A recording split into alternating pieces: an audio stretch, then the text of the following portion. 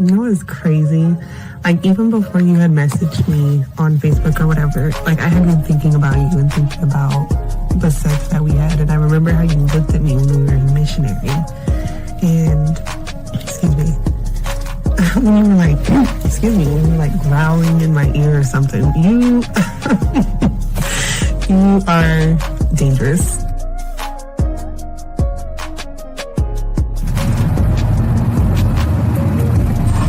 I wanted to call you really quick just to see if I could hear your voice before you went to sleep. But no, it's okay. Sweet dreams. I hope you have a good night. And I really, really hope, I say this like so genuinely, I really hope at some point I can actually fall asleep with you soon.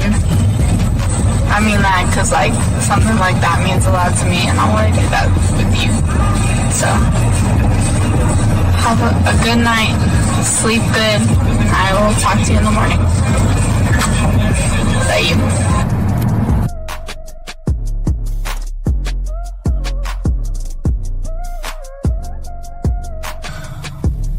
Bottom line, I think, is that I just really want to build something with you. And it scares me how badly I want to do that so soon and like so deeply, because I think about you all the time. I always want you around. I always want to be touching you. So yeah, I just don't. I'm scared of that in the best way and in the worst way. Also, I want to say again that, and I wrote this in a text for you a while ago, that I'm willing to wait. You know, I just want to put that out there again. I'm willing to wait, because it's definitely worth that to me. So, I guess I hope you are too. And if not, you know, let me know, but I'm definitely willing to wait. And I say that because it's crazy. Like, I want you all the time. Like, I can't make that up. All the time. Whether it's physically, mentally, any other way. Like, I'm always thinking about you. So, I know I keep reiterating maybe the same thing again, but I just want to make it clear. Something with you. So, I'm here trying. I really am. Trying to make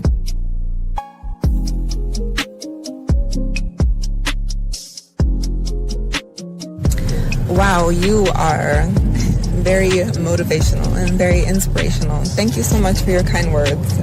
You sound very good saying that, but the words in themselves, I needed to hear that, so thank you.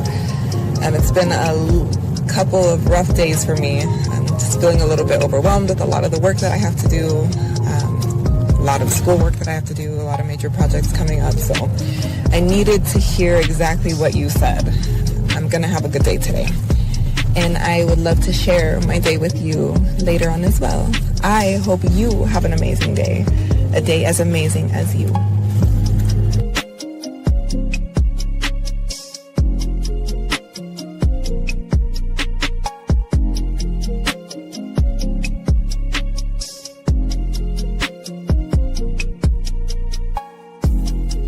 Okay, well, you were the first person I was actually surprised about with the conversation. Usually it's like, hey sexy, hey gorgeous, what you doing, and things like that, and I just don't reply.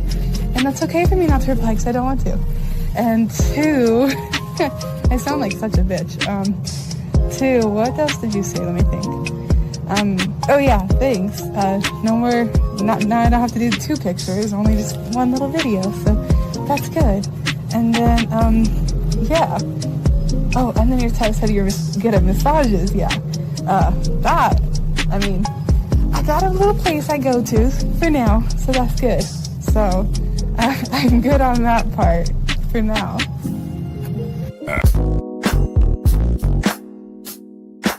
Yo, young blood. gotta beg, chase a fold. You just need the truth. We ain't here to teach tricks, we here to teach game. Confidence, identity, masculinity. It's time to wake up. So just lay back, soak up the game. Time for Fit Strong, never moving the same. Speak with your chest, no fear in your frame. You a king in the mirror, now remember the name. Soak up the game, soak up the game. From the D and the 5-0, let it elevate you. Soak up the game, soak up the game. Soak up the game. From the D and the 5-0, let it elevate you. Stand soak up the game, soak up the game. From the D and the 1950, from the D let it elevate, let it elevate you. Stand. Right. Back. Yo. Yes, sir. What's up, my bro, man? Man, you know, same thing, man. Kicking it, man. Doing what we do all day, every day, man. You back. You back. Yeah, I know I'm back, bro. I had a great time, man. But shout out to Alabama and in Atlanta. But man, I tell you, man, I'm good on Alabama, man. I Montgomery, Alabama, the backbone coon. Yeah, dog. I don't know how they do it, man. I am so Cali when it comes to that. You know, Atlanta was cool though. All right. But you know, I've been there so many times. But man, I'll tell you, man, I didn't. I'm gonna tell you right now, I didn't see one in. Oh, hold on. Let me take that back. I've seen a few in Alabama. Okay. Few. But man, but I'm just talking about the 50 standard. You know, the 50 standard is, you know, something different. Something different, man. You know what I mean? What's happening with my bro though, man? What's happening, man? I seen, you know, your life is hurting right now, man. You know, the Cowboys ain't, you know, they out there, man. They not really, you know, but what's going on with my bro, man? And same old, man, just on the grind, teaching these men this game and everything, man. Yeah, man, trying to save lives. Trying to save lives one man at a time. And guys, we are here. We got fit for a good hour, guys. We're gonna be talking about stop chasing ghosts and how to spot genuine female interest. Fifth, and that's what we're gonna be discussing today. Fifth is here for an hour, guys. If you guys have a question, let me make sure the line's open, guys. You can call in and ask a question. We got y'all covered. Got 50 here for an hour. I'm 3 hours after that, and then we're gonna kick it up. Y'all got to give my boy some love, man. That is some straight game right there, bro.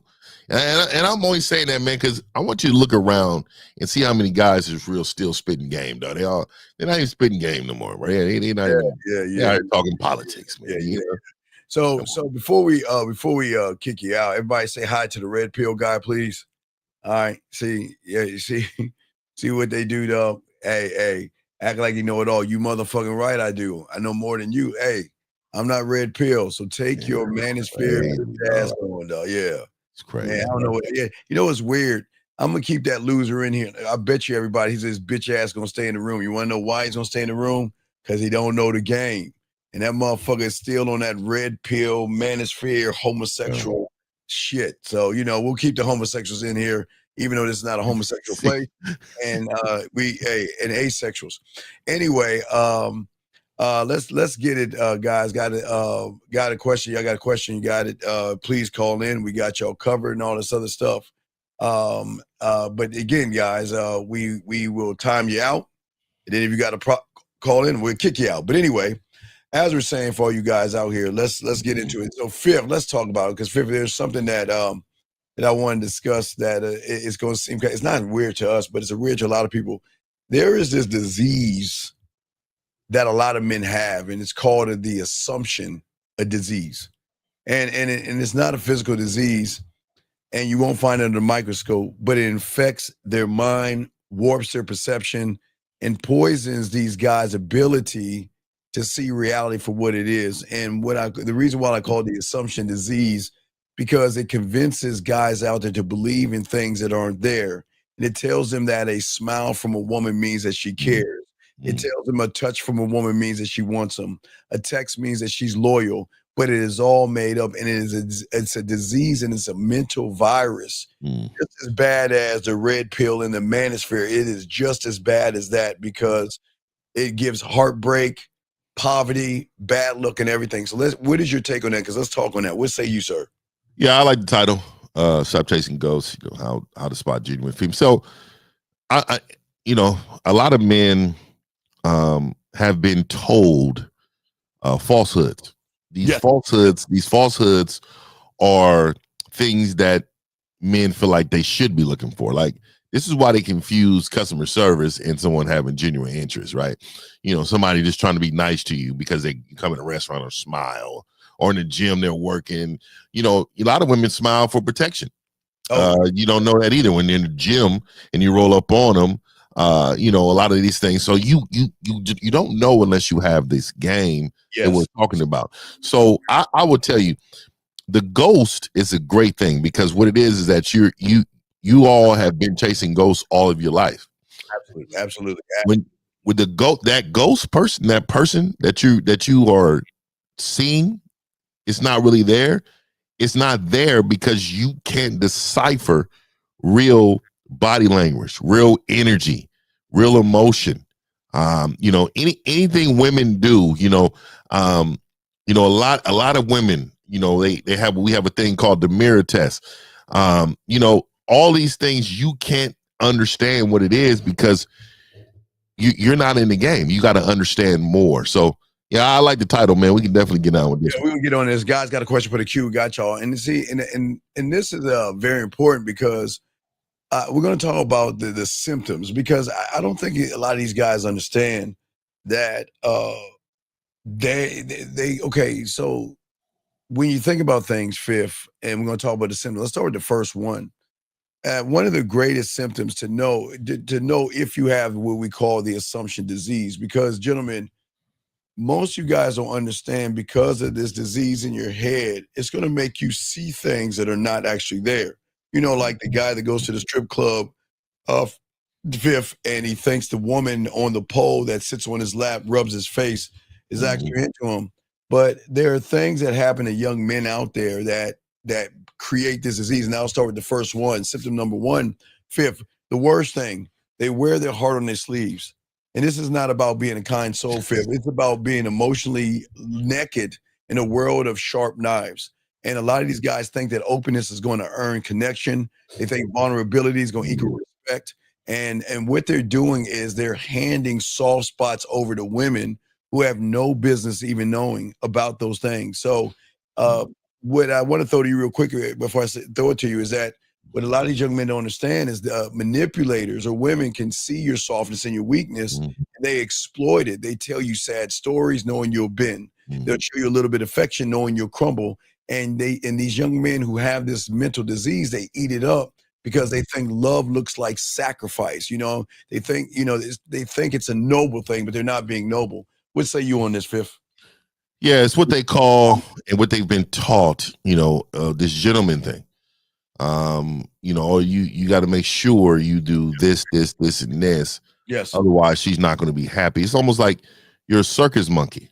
You are something that they're doing all type of tricks to get her attention. You know, you are a person who's doing everything outside itself in order to get validation. You know, these things that you normally do, like you said earlier, being vulnerable. Like what type of man is vulnerable with a woman? And not only that, just ones who haven't even earned a story of your past. You're telling them about your sick mother and all the struggles you've been through, and all these little things that you hold so precious to your heart. You're out here telling these people about these things. Oh, my sick auntie, cousin, brother. And you're doing all this for sympathy. You're doing all this so she can see that you are emotionally intelligent, what they use now. All of these things right there, man, is making you a straight sucker. Yeah, we have a question. 222 will get your question. The 7 got a call. 417, what's your name? 417, what's your question? How can we help you, sir? What's up? Yes, sir. Brandon Alexander. So for one, shout out to Mr. 1950. How are you doing today, sir? Shout out, brother. What's going on with you, man? Appreciate it. Yes, and shout out. Thank you, Steve, for taking the call. So I just had a couple questions based off of the topic of the show today. Sure, For you sure. guys on what you think. I've been told before, like, you know, anytime you're obviously going in waitress, whatever, or, you know, service, whatever, you know, unless they really try to, you know, holler at you, or they try to, you know, talk to you as a man, and, you know, they make it obvious, then really you should just go in and eat, dine in, or go to a public place or gym and then leave out, right? Yeah. Do you guys think that's what it is, or do you think Well, no, you know, it's a little deeper. So the disease that I'd say it convinces you guys to believe that what you hope is real instead of seeing what actually is in front of you. So it makes you fall in love with fake potential, with fantasy, with emotional leftovers. It makes you think that a smile means she cares, that a conversation means she's invested. You know, it makes you feel that with that mentality, you feel that the woman values you because she is treating you different than you're used to being treated. So most you guys who don't have game, you're not used to women doing anything at all. So when a woman that you find attractive, Fifth, is doing the things that you're not used to because of that mentality that you have, that disease that you have, you're going to automatically assume that it is more than what it is, Fifth. What say you, brother? Yeah, most definitely. I will say too, you know, in those type of environments, I don't think, you know, you shouldn't hesitate on talking to a woman. I mean, there's no such thing as like choosing signals. I think that's a lot of you men are thinking when we're talking about that. That's not a real thing. So the thing is that when you're in those environments, most definitely talk to the woman, but you know, talking to the janitor, talking to the waitress, talking to the whoever the hostess, you know, I'm talking to the people walking in. I'm talking to the people walking from my car to the entry. There's no, everybody is being at this level. Yes, I'm not doing anything special for this individual. You got what I'm saying? So right. I hear you, but I will tell you, my program runs regardless of who's in front of it. Yes, you get what I'm saying? So we're not waiting for signals. We're not doing none of that. We're going to talk to the people, and we're going to do what we do no matter who's in front of us, no matter what the situation is. There's just ways of doing it. That's all. Right. So think about it, Brandon, and shout out to the Society of Game. But see, when guys get affected by this disease, they live in a dream world, okay? You see what I'm saying, Brandon? It's a world where love in their heart, like a Hallmark show or something, like love always wins, you know? And these guys out here feel like they're being chosen by somebody, but that world isn't real. You know, they're in a world or a bubble in their mind, because in their mind, they don't understand that as long as you assume instead of learn the game, you are going to get played, ghosted, cheated, disrespected, used, and left wondering after it's all over what went wrong. Fifth, I had a client today that, you know, he met a woman, you know, and instead of being real with her, he didn't get to the point of wanting to fuck or anything. Then all of a sudden because in his head, he thought that because she's going on a trip with him, that it automatically means sex. Like he think that's how the disease works. They think that, okay, well, I'm not going to ask for what I want, but if she's going somewhere with me, that means she wants to fuck me. I mean, you know, I asked her to go somewhere, and because she said yes, they think that yes is a yes to sex. No, it's a yes to hanging out, Brandon. But Fifth, what say you before we listen to Brandon? But Fifth, what say you, sir? Yeah, 100%. And again, the falsehoods, Brandon. So the falsehood would be like, she smiled at me. Oh, she wants me. You know, or you know, she came over, she handed me a receipt, but she touched my hand leaving the receipt, and that's a sign that she's like into me. So, but not just that, just the cricket mind of all together. When you going inside thinking, you know, it's a lot of. Let me give you an example. They got a place called Hooters, and I'm sure that's all over the country. But Mountain. There's a mountain. Twin Peaks. Twin Peaks too. Yeah. So what it is that what do? They play off a fake desire. The They disease. play off it's a disease. And a lot of those men go there because they actually feel like those women are interested. They know these women, but they call these women by their first name. Like, I've never called a waiter by her first name. Like, they call they waiter by the first name. Hey, Diana. Oh, welcome back, Jason. Well, you want your regular? These women soak these men up for tips, and those men are there because they believe that's affection. You know what I mean? Right. And the assumption disease, Brandon, it makes you see what you want to see, but not what's there. Like Fifth was saying, as long as you carry those symptoms, you're wide open to being exploited and easy to manipulate and getting walked over. See, what you guys don't understand, like, all right, I give you a prime example. Hold on, Brandon, because we knock two birds out of one stone. This gentleman here, 222, says, how do I spot genuine female interest, right? Okay, Brandon, now watch this. We got hold on, Brandon. But Fifth, when you're you have to be interesting to spot female interest.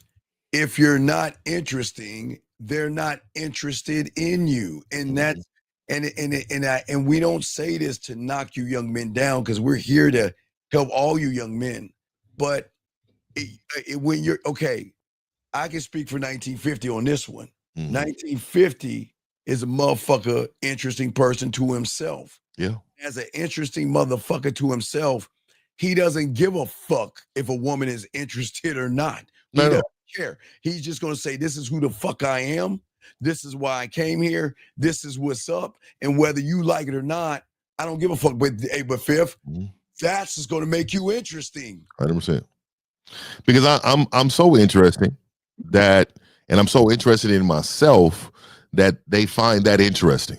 Yeah. They're curious about how interesting you are, how much interest you have in yourself. So you got to remember, women are meant to join your program, not create it, right? So if they're meant to join the program, what has to be good about your program? You have to be interesting. Your program has to be interesting. It has to be great. It has to be fun. It has to be, they have to learn something from it, right? Yes. So if you have a non-interesting program, a non-interesting personality, and you're not interested in yourself, they're gonna be like, why? If you're not interested in yourself, why would I? Right. She's asking, hold on a second, 1 second, Brandon. 222. She's saying this. What can you teach me? How can you elevate me versus all these other ones? Okay. And see, the thing is, wait, hold on, wait. Jillian's right. Jillian, they can be evil to y'all. They ain't gonna do that shit to us, but they do it to y'all. But number two is, you say you've been with evil ones because 222, you guys invoke and bring evil out of women by being fake and try to pretend you're something that you're not. Women are not born to be evil. It's just they're tired of the lies. They're tired of the guys that don't know what they're doing. They're tired of trying to teach you something. They're tired of elevating you. They're tired of listening to your sob stories. They're tired of rubbing your fucking forehead or your head and saying it's going to be better. So please understand, young man, women are not evil. They can be evil, like Jenny is saying, but when you had this game, they're going to think twice before even thinking about that shit. Yeah, real quick. And so I'm going to tell the chat this. Have you ever seen a cobra being tamed by somebody in front of them? And then the cobra is looking at him like he's about to strike. Yeah. And the dude is damn near laughing, looking at him, moving. Right. Yeah, moving this way. Just imagine that type of skill, right? But knowing that this cobra turns into a little bunny rabbit once you show the skill. So you got to understand, a woman is the devil and evil to the man that she can conquer. You got to remember, if she can conquer you, she knows you're not a man. So she doesn't see you as a man if you are allowing her to conquer you. She knows the guy will never be conquered. So guess what she is? She knows that she's never enough. She knows that she's working in competition against not only her these other women, but for his standard, his satisfaction. And she will never achieve that. But she's going to work so hard to get to it. Okay, so hold on, Brandon. We got you, big dog. We just helping this guy out real here. All right, this is where you're not interesting. They don't give a fuck about French, German, Italian, Spanish, or whatever you want to, whatever language is out there. See, this is the problem. You're trying to teach something that's not sexual. You're not teaching her how to submit. You're not teaching her how to bring out that whore. You're not teaching her to bring out that slut. You're not teaching her how to move around you sexually. You're not teaching her things about her body, about her mind, and about her sexuality that she doesn't know. And see, when you sitting around talking about teaching the French, then that's why you're losing, because you're teaching her something she doesn't give a fuck about. If she wants to learn French, she can easily take French online, brother. She doesn't need you to teach French. She needs a man that is going to push her beyond the rail. Fifth, this is how I got it set. Let me show you this is the thing. So hold on, let me show you. Hold on a second, Brandon. We got you, big dog. But no, I've always had this thing right here, Fifth. So the average guy, if you look at the average guy right here, Fifth, you look at this right here, they hold women back. They draw out more of their insecurities because they're inexperienced and being creepy, right? So women have a sexual edge. But when you have that game, Fifth, you take her outside of that. You show her this thing called the sexual unknown. You show her things that she hasn't even known before. And this is not about French classes, young man. This is about, again, being interesting, Fifth. Interesting.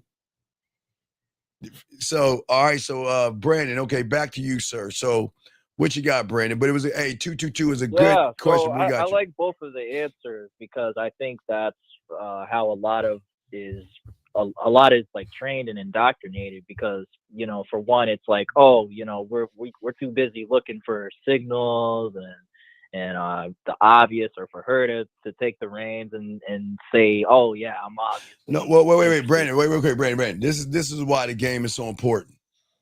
Y'all are too busy trying to recognize things in women, but you're not looking at the symptoms that you have inside of yourself.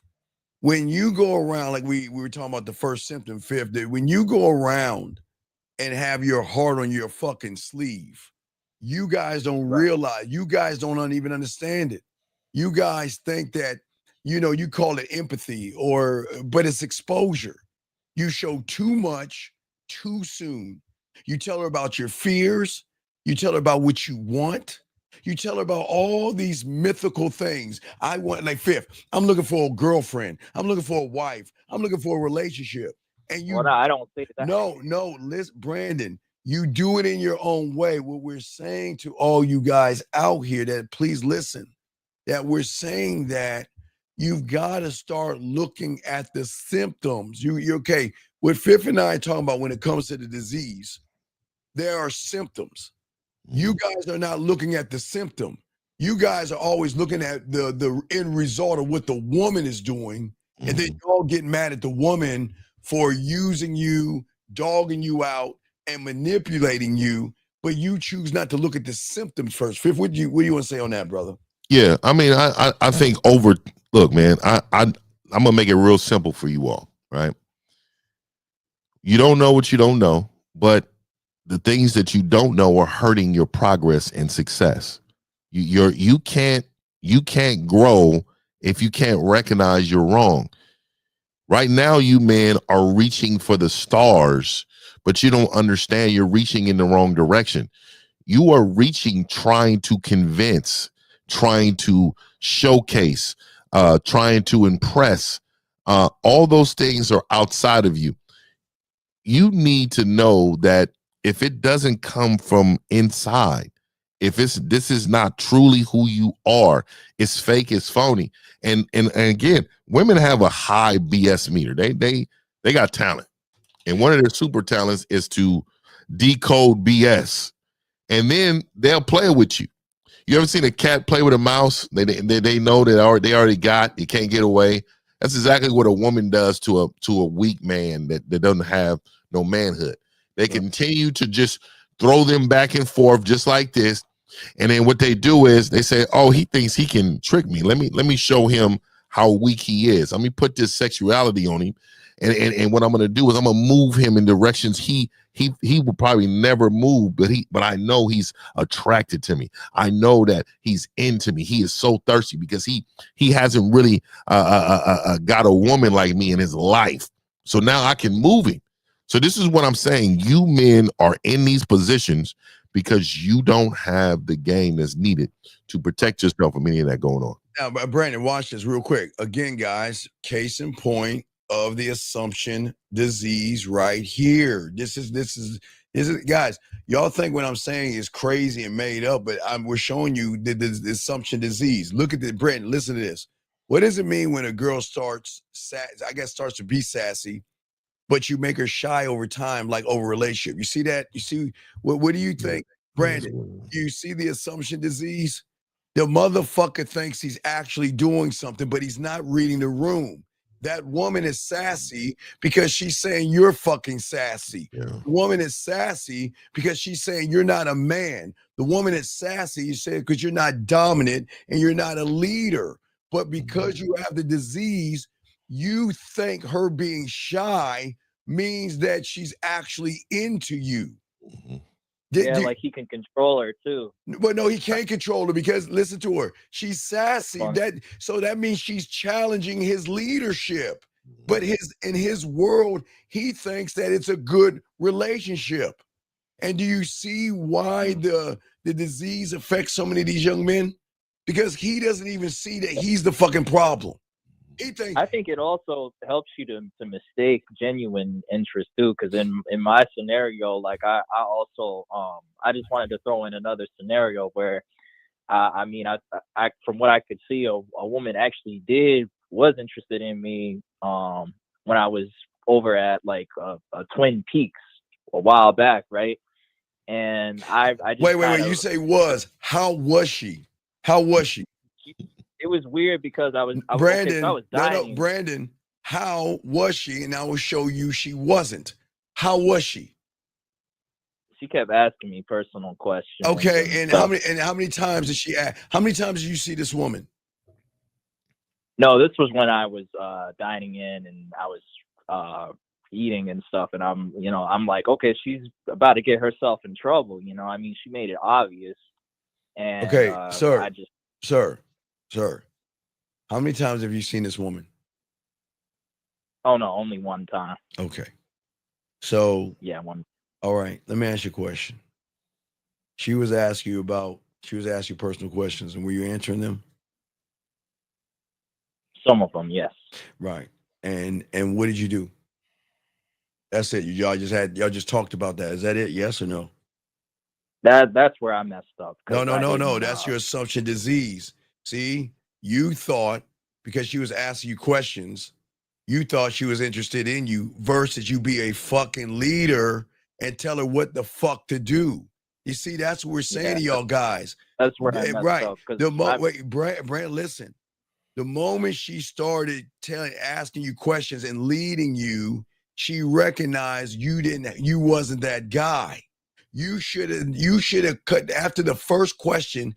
You should have flipped the script and started to take over that conversation. But you didn't do it. But hold on, Brand. Let's get back to this guy right here. See, guys, please listen. Guys, listen, please listen. A lot of you guys, please, we ask you guys, don't get in your feelings.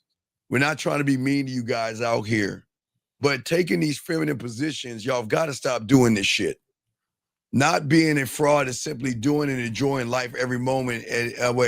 Like it's yours, detached from what someone else thinks, but clearly with your compass, not seeking anything. What do you, young man? Listen. You just talking in that. You just thank you, dog, sir. You don't have a compass because you're not in the game. Okay, number one, and the reason why you're a fraud, sir. Okay. Now, let's take you for a moment. Every woman you meet that you want to fuck, you don't go up to those women and tell her you want to fuck her. You pretend that you're a nice guy. Mm-hmm. You pretend that you're interested in her. Try to impress her. Yeah, you pretend to beat around the bush and walk on eggshells like Brandon was doing with that waitress, and he had the symptoms too. Because If a woman, Fifth, look, you know, Fifth, that woman not to say anything to us. But he's saying something. We're still not going to let her dominate the conversation ever, Fifth, ever. No. I'm always find a way to give her some duty. I don't give a damn. It's in the moment. You know, and also too, I have a knack for quick conquering. You know what I mean? With these words. You know, it's something about a woman that I like to raise her eyebrows once I get to talking. Oh yeah. I like to raise her eyebrows. She's like, oh, I haven't seen this one. I haven't met this one. This is one who confuses me. This is one who challenges me. This is one who pushes me to the limit. You know, and also too, I am so into myself. I barely hear what they're saying. And what I mean by that is, I know what to say 10 steps ahead of what they're actually saying. I know exactly how and where I'm going to bring this conversation very, very quickly. Because I haven't heard that from anybody offering information before. See, that's something new I haven't heard before. Yeah, so it's just like chess, right? So in chess, if I know you move your pawn, right? If I know you move your pawn, no matter what pawn you move, no matter where you go, I am 10 plays ahead of what you're doing. So I'm going to do things on this chessboard to make you move in a way, but I've already conquered you because I know your next move and your next move and your next move. And then eventually you're going to be, your moves are going to take longer and longer and longer and longer to do, but you'll figure out that I've already lost. So the thing, go ahead, Rick. Go ahead. No. Listen, 1 second. We're going, look, this is what's going to happen. Don't kick him out. 5270, this is what's going to happen, big dog. See, this is what we're talking about. Remember I talked about their feelings? See, you're here asking us about that bitch that's sassy to you. And because we're calling you a bitch on this, because you are a bitch, you got the nerve to see listen, hey, everybody, don't kick, everybody say one to him. Can everybody in the room say one to him? Everybody wave at him. I want y'all to see what a weak motherfucker is. Everybody put a one and wave hi to him. Do you see what I'm saying? He asks us a question. We give him the honest truth.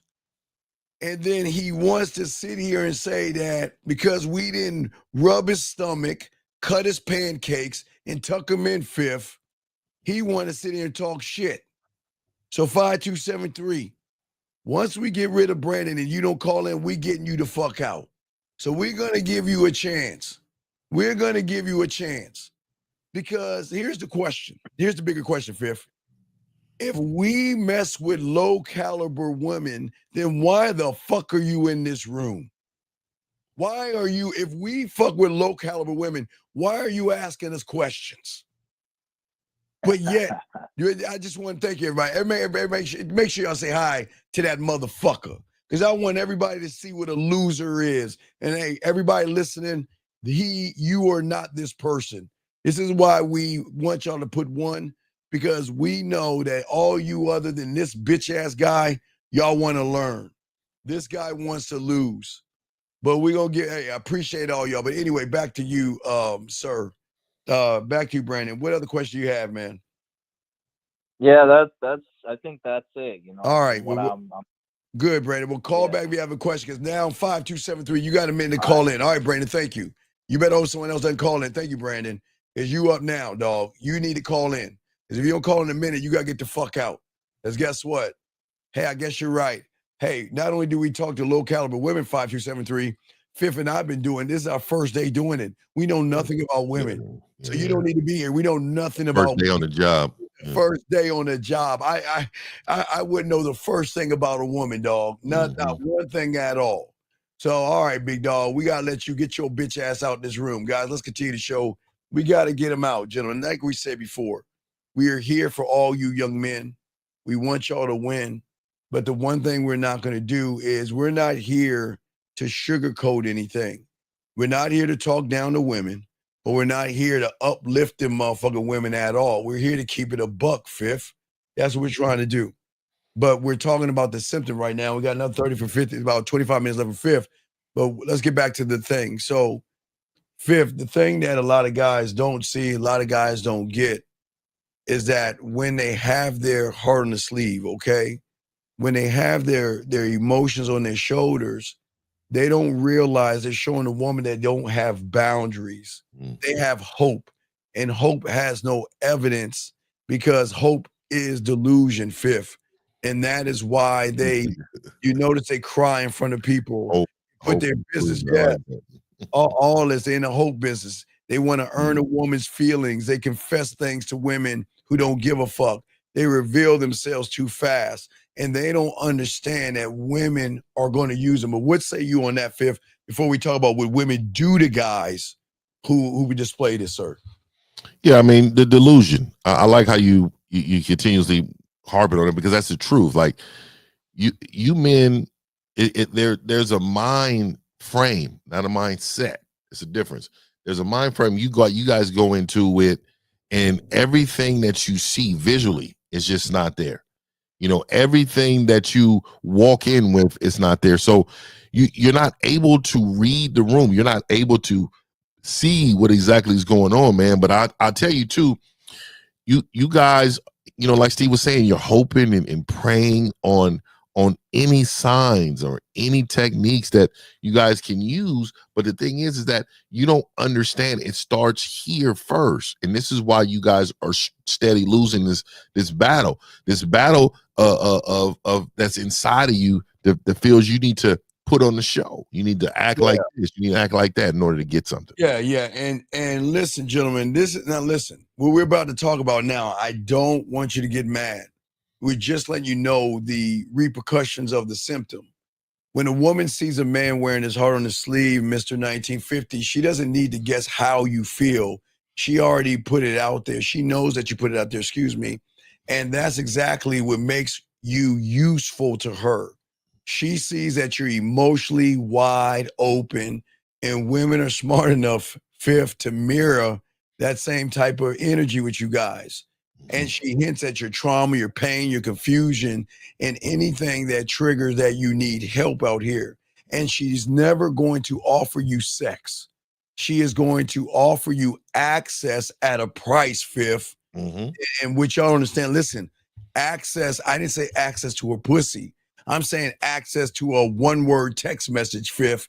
You get access to her talking down to you, because at the end of the day, she knows that you're very, very weak in her eyes. And the worst thing, women can smell that weakness. Fifth, let's talk on that. They can smell that. Yeah, most definitely. And I like what you said there. And I'm going to use this term. Not term. I'm going to use this right here. There are when guys, and this I never was into this, but when guys go into strip clubs, let me give you an example. The women there know what you're there for. Right. And what they do is just kind of like what Brandon called in for. They ask you about your life. Oh, how you doing? Why what brings you here? Well, you don't look like you belong here. You look like, you could probably get one of us without even being in here, just making you feel warm and fuzzy inside. And then what they do is they use your weakness against you. They know that they can move you emotionally, ask you questions. And then what they do, they use their femininity on you, their sexuality on you. They use these things to move you, gentlemen. And it's all a delusion. It is a delusion. But imagine that outside of the strip club. Right. Women do it on a regular basis. You be in a parking lot at a Walmart. Oh, real quick, we got a phone call. 253, what's your name? What's your question? How can we help you, sir? What's up?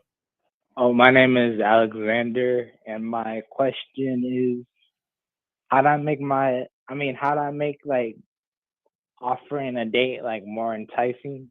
Well, wait a second. Hold on. Wait. Time out. All right, look, listen. Hey.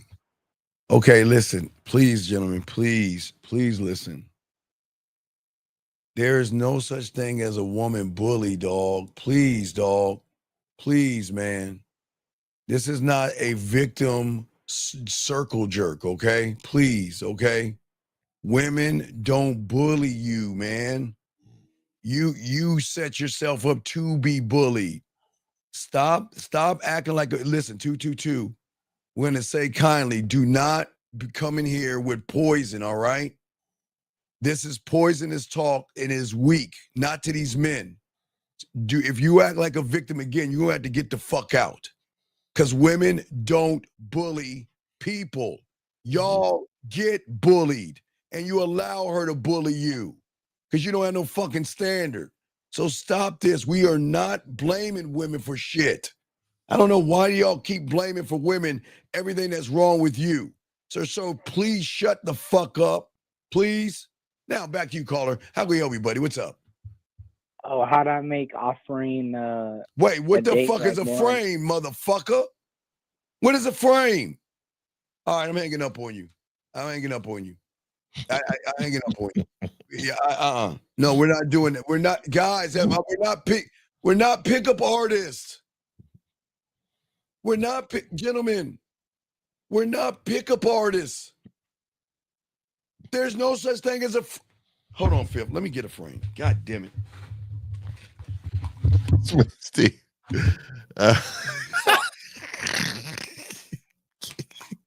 Fuck you, Phil. Fuck. A frame. Hold on. Shit. Fuck. Frame. This is a frame. Holds up a picture. Frame. There is no such thing. We're not pickup art. Gentlemen, if y'all are pickup artists, I get it, but this is a man space. This is a man space. Mm-hmm. Sir, you better try again and clean up your question. There's no such thing as a frame. I didn't ask about a frame. Fifth. Did he not just say about his frame, Fifth? How do I make a date more enticing? Like how do I make offering a date more enticing to the woman? Sir, let's take a moment. Let me ask you a question. Yeah. All right. You're at home, you're by yourself, and you ask yourself this question. What is the answer? They go outside. Okay, no, seriously. What is your answer? Learn the game. Okay. All right, let me slow it down. Okay, are you listening to what we're saying, big guy? Are you listening? Yeah. Okay. You're at home by yourself and ask yourself, how do I make my date more interesting? What would your answer be?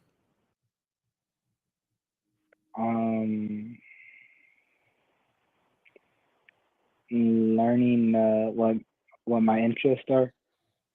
That's not okay. I understand what you're thinking, but okay, remember, that's what Fifth and I were talking about. If you're not interesting, they're not going to see you as interesting. And if you think that's going to be interesting, talking about your interest, why is that going to do anything telling a woman about your interest?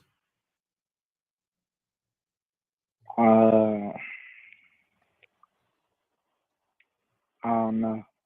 Okay, so let me tell you about my boy 1950. Fifth has the answer, but you know what other Fifth, you know what other answer Fifth has, even though he has the answer, caller? No, I don't know. He doesn't give a fuck what that woman thinks At all. At all. That's your problem. You got again the disease, y'all. Why do y'all want to do circus tricks and I was about to say that, yeah. Bicycles with midgets and everything, like you're a circus animal trying to perform for a woman? Why are you trying to be something for a woman? For what? For what? Not an answer. For what? To get sex. Wait.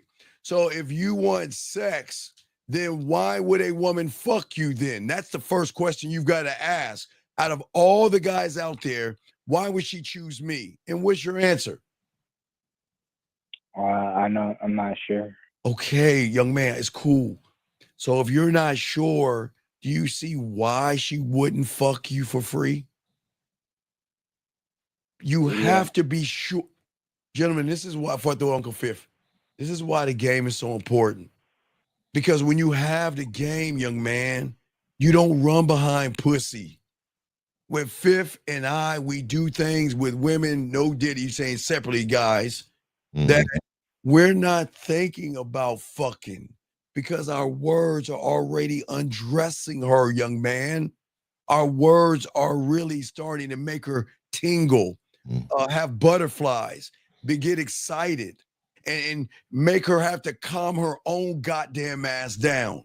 So go ahead, Fifth. You got it. So I'm gonna ask you a question. So what made you ask this question? Did somebody tell you that you're not interesting at all on the dates, or what? Nah,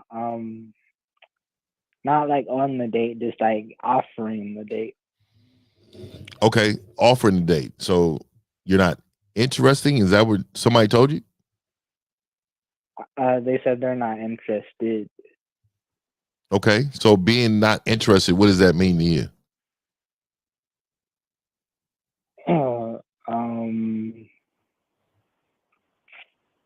They're not like attracted to me. Okay, so do you care about that? Yeah. Why?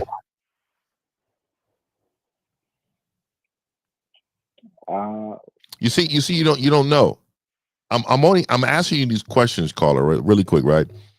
I want to help you understand that you're exactly what we're saying. Like your mind frame of what you're thinking is all wrong.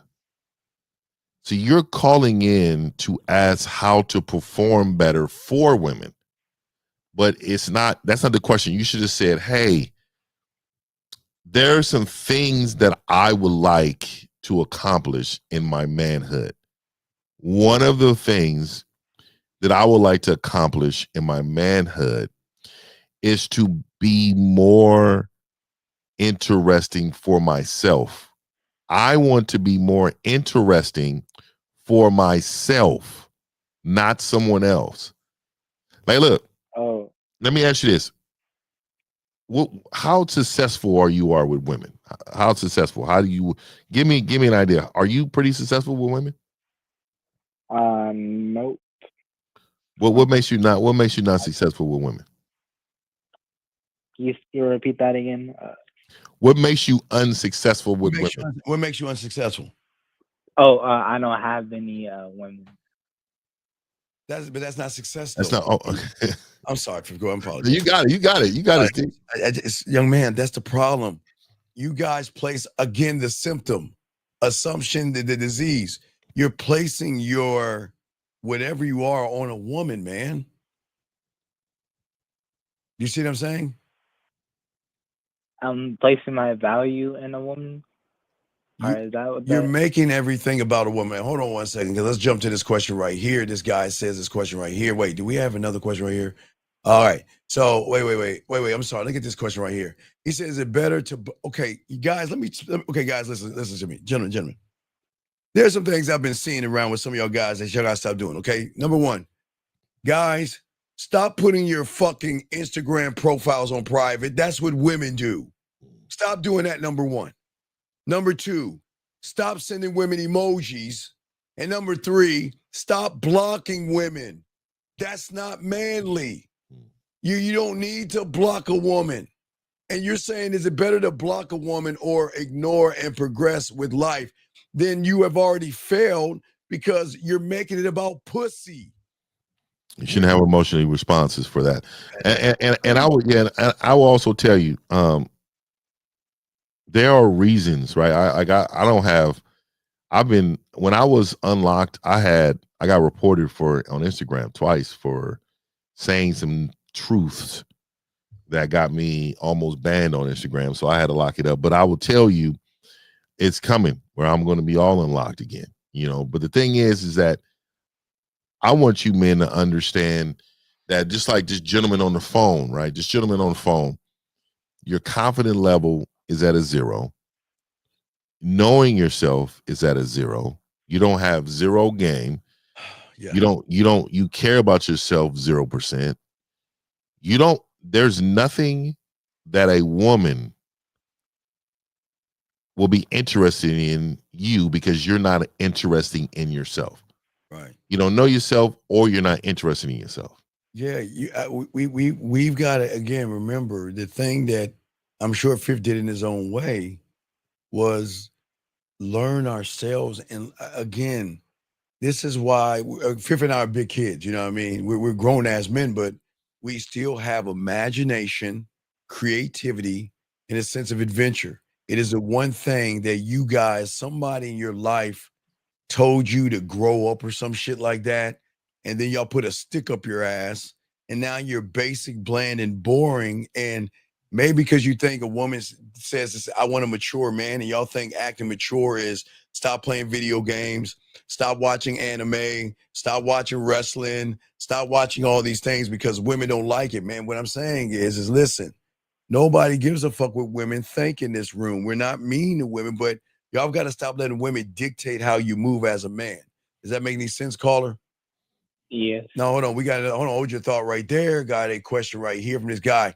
He says, so we should, okay, so should we not even care about being interesting to anyone? Okay. This is what y'all don't understand. Okay, listen.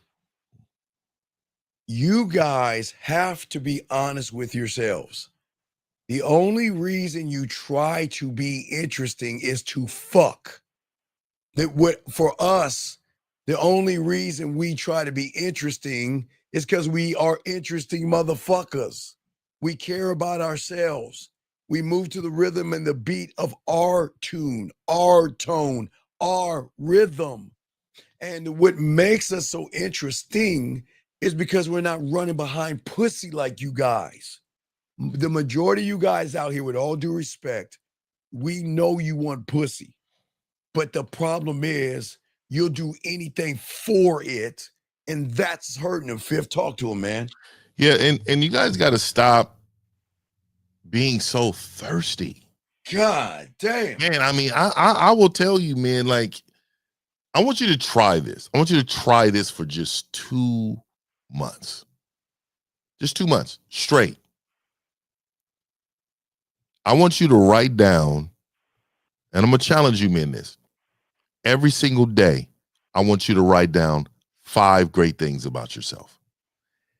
Every single day for 2 months, I want you to write down 5. Don't fucking chat GPT this shit either. Use your mind. 5 great things about yourself. Let me tell you what that does.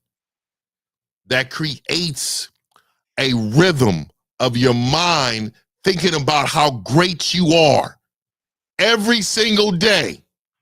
Every day, you know, I got to think of 5 things and I'm going to write them down. And then now you have a list of great things about yourself.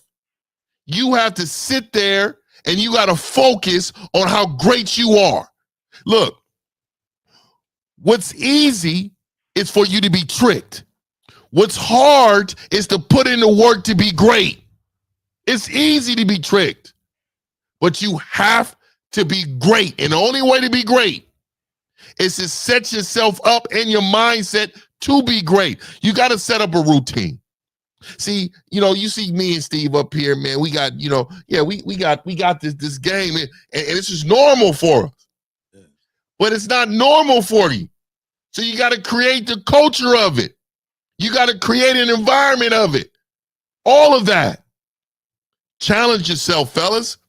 Right now, you're in a rut. And the only way to get out of that rut is with this game, with this routine and understanding, okay, I'm here now. Tomorrow I'll be here. Tomorrow I'll be there. Tomorrow I'll be there. Tomorrow I'll be there. And you have to understand that when you fall down, you got to get the fuck up. It's not about falling. It's about how fast you get up. So all I care about is for you men to understand how great you are. And it's time where it's the greatest time right now on the planet. Man, they lucky, dog. Oh, my God. Man, it's social media, this dating out. I mean, dog, y'all got it. It's easy work. so jealous of these motherfuckers, Fifth. I am so jealous. I wouldn't even know what the fuck we would be if we had this technology, man. There's just no way, guys. Gentlemen, y'all have to understand that we only had access to women in our neighborhood, a little bit outside the neighborhood, and maybe a little bit past that. And that was it. That was it. You guys have access to pussy all over the world. All over, bro. Connected. Y'all have access to pussy unlike anything, man. Anything, okay? And I just want y'all to know that. But Carter, you have any other questions before we move on? Yeah. What blocks people from being confident? Or what blocks me from being confident? Well, it's not the block of being confident. It's what you're okay. You gotta stop placing women above you. But see, your reality is set up to be a downfall because you have the assumption disease. You guys assume that just because a woman does something outside of what you think is not normal, it's like they want to fuck you. You gotta start realizing that, look, they don't like you. That's the truth. They don't. They'll deal with you because that's their job. They will smile. They'll be cordial. They'll ask you about their day, but they don't want to be with you. They don't want to sleep with you. They don't want to date you. They're just being this weird thing called polite. That's it. Polite. Okay, you see what I'm saying, gentlemen? Polite. And until you guys recognize that, okay, now watch this young man, caller. Got to throw it to Phil because he only got a few minutes. You have to be honest with yourself.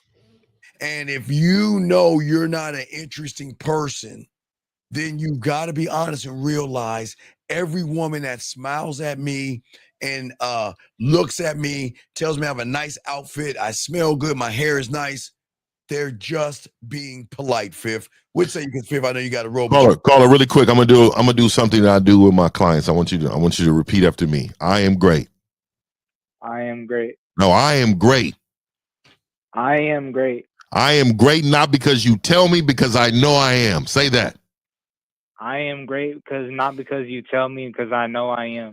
I am great not because you tell me, because I know I am, and I know that one day, not only will I know, they will know. I am great not because you tell me, because I know I am, and one day I am great. I mean, yeah, I am great. I will be great because I will know, and they will know. I will know, and one day they will know. And one day they will know. So let me just tell you this really quick, man. Right? I want you to look back on this, and I want you to take what I just told you, and I want you to repeat that to yourself 50 times every morning. And I want you to look yourself in the mirror, and I want you to thank God that you woke up. And I want you to look in the mirror and say, you know what? I am the guy. I'm not only the guy, but I'm the guy that's making a mark on this planet. This planet wouldn't be shit without me. This planet would move without me moving in it. Understand that. You have a place in this world. You have a place in this world. When you use the words like block, that piss me off. That piss me off. It pissed me off that you believe something is in your way of fucking greatness. Of something so miniature and minuscule as that. Oh, it's blocking my success, my confidence. Nothing's getting in your way. I knock walls down. I move mountains. I'm the person who does that. I'm the fucking guy. And the only way to do it, and this is why, and this is what it is, it's masculinity that's been suppressed. You need to knock down some fucking walls. You need to get up every day, and you need to do masculine shit every day. Right now, you got something tucked. And you need to live your life free. Free. I'm gonna get up out of here. Hey, my boy Steve, man, nothing but love, nothing but respect, man. Y'all, I'm up out of here, and Steve, I'm gonna rock with you in the back end. I gotta show you something. Back home, brother. Appreciate you, man. Thank you, Fifth. That's Fifth. That's 1950. I thank you, Fifth. All right, guys, lines are open, gentlemen. If you have a question now, do you understand any other questions? I got to continue to show. Any other questions, big guy? Not right now, but I'll call back in. All right, all right, no problem. I appreciate the call. Great call, young man. Okay. Just keep pushing forward. You got this, man. All right, great call. All right, guys, we're getting back. We were talking about the disease and everything. Guys, get your crayons out. Guys, if you have a question, please put a Q. We got y'all covered in here. For all you young men out here, we have to look at not just the disease. We got to look at the depth of the disease and what's happening, because I don't want you to feel that women are going to be mean to you all the time and stuff like that. But we have to look at what's going on with you guys. So, gentlemen, again, if y'all have a question, go ahead and put a Q. We're going to break down more about these symptoms and everything that's going on with a lot of you young men out here. There's so many issues and problems, but we got to look at what is the root cause of this. Oh, wait, are you still, wait, did I let him go? Okay, yeah, I did let him go. Okay, guys, and again, if you have a question, please put a Q. Lines are open. If you got it, shout out to Fifth, he's been in here. But let's get his game for. I'm going to do a few hours in this joint. Okay, so let's talk about, guys. Get your crayons out, because we're going to get deep here. Don't want to drown you, but please get deep here to have more understanding of understanding. Okay, gentlemen, many of you guys out here, you're not falling in love with women. I know a lot of y'all guys get infatuated with women and everything like that. You're falling in love with your own imagination, okay? And I always say, all you guys out here, a smile from a stranger, a waitress smiling at you, a random hug from a girl or a woman. Many of you guys read too much into it because your emotional GPS system or compass is broken, okay? You're not navigating through reality the right way, because a lot of you guys, unfortunately, are chasing shadows. When you're chasing validation, okay, when you're validation starved, gentlemen, when you haven't done the inner work that you have to do, the slightest bit of kindness becomes a signal for affection. And the greatest mistake a man can really make is assuming somebody that was interested in him when the interest was never there at all. And the most dangerous part is that, unfortunately, guys, remember, in your reality, you think it's real, but it is a story that your mind created. Now, gentlemen, we got to talk about this now. This is going to sting a little bit, but we have to look at the source of the problem before we get into the depth of it. And it is something that I always call the mother blueprint. Now, gentlemen, I told you guys your reality that you're in is a man-made reality that mom, dad, pastors, friends have created. Is not yours. But this is going to get deep. And gentlemen, this is not disrespect to your mother by no means. But I need you to listen to what I'm saying, okay? This is going to sting because it cuts to the root of why you are what you are, and we'll continue to talk about it, but I need you to see the why before we even get into this, okay? Most of you guys have no idea that the biggest ghost that you have been chasing isn't a woman. It's actually your mother. And no, this is not creepy. Please, this is not, listen, just listen to me, okay? I'm not disrespecting your mother. I'm not talking down to your mother. This is not creepy, but it's a literal sense, okay? In that emotion that you have for your mother, the unconscious programming started there. Remember, gentlemen, the reality that you're in, now listen, we're going to get deep here. You came in soaking up information. So everything that you are, you have been indoctrinated with by somebody in your reality. And this is where we're going to talk about mom for a second, and not in a bad way. So please understand this, but you need to understand where I'm coming from. Gentlemen, before you even started to speak, your mother was the first woman. She was the first one to hug you, kiss you, touch you. She was the first voice that you ever heard. the first smile, the first validation, okay? She was the first blueprint of what you thought was feminine love. When you had a scrape, she would kiss your wounds. She laughed at your jokes. She hugged you when you cried. She gave you affection freely, and you didn't even have to earn it. You just existed. And that love in its purest form, okay, is in its most unconditional form. But this is where it all goes wrong.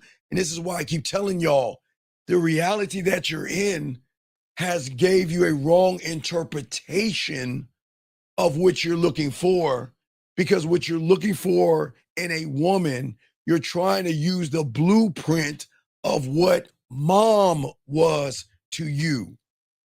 You assumed that every woman who smiled like mom loves like mom. Not, y'all know what I'm talking about. And see, you didn't realize, for all you guys out here, okay, you didn't realize this. Your mind and your reality, you took snapshots of your mother's behavior. And what you did is you saved it in your mind as evidence of what affection is supposed to look like. So when you went out into that world, okay, so when a woman that you see mirrors anything like your mom mirrored or mom did for you, smile warmly, laugh at your jokes, touch your arm, listen intently, okay? There's something that lights up in you, because in your mind, you feel not only safe around that woman, you feel chosen, you feel loved, but you're not seeing her, the woman in front of you. You're seeing an echo of something that was placed upon you because your mother loved you. But what you have done is you have taken what mom has given you and you have put it on every woman out there as a blueprint to what you guys think, okay, women are. Listen, please listen, gentlemen. You feel chosen, you feel loved, and that's part of the problem. Hold on one second. Wait. Give me a second. Give me a second. Hold on one second. Bam. Hold on one second. Let me do hold on, be right back. From the book, Grassology. Keep eating grass, you weak bitch, while we eat meat. Grassology Rule 1. A woman isn't gonna fuck with a man whose pussy is tighter than hers. Guys, this means if you're wimpy, scared, have no confidence, or you just can't lead her, she's going to make you her bitch. Why? Because a woman doesn't want to date herself. Baxter, Man Mindset, your boy the Dean. Guys, get your crayons out. Got a question? Please put a cue. Guys, soak this game up. Let's continue what we were talking about and discussing when it comes to the reality that you guys are in. So, gentlemen, what's going on for many of you guys out there when you get around women, not who act like your mother? I'm not saying that, not acting like your mother, but the snapshots you took from your mother is why you fall for a woman that acts friendly.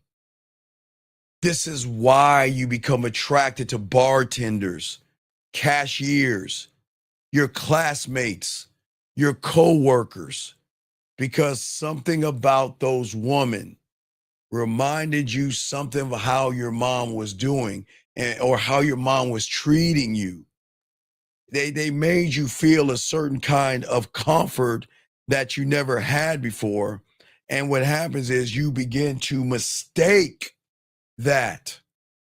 What I'm saying to all you guys out here, a woman doesn't have to say she wants you. In your world, all she has to do is look at you kindly. And suddenly you're imagining futures in which you are not really a part of. You think it's chemistry. It's not. It's recognition.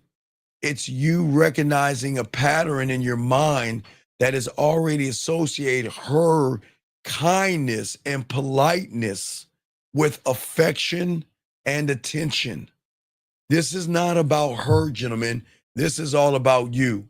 You've mistaken her warmth for interest, her tone for desire, and her presence as pursuit.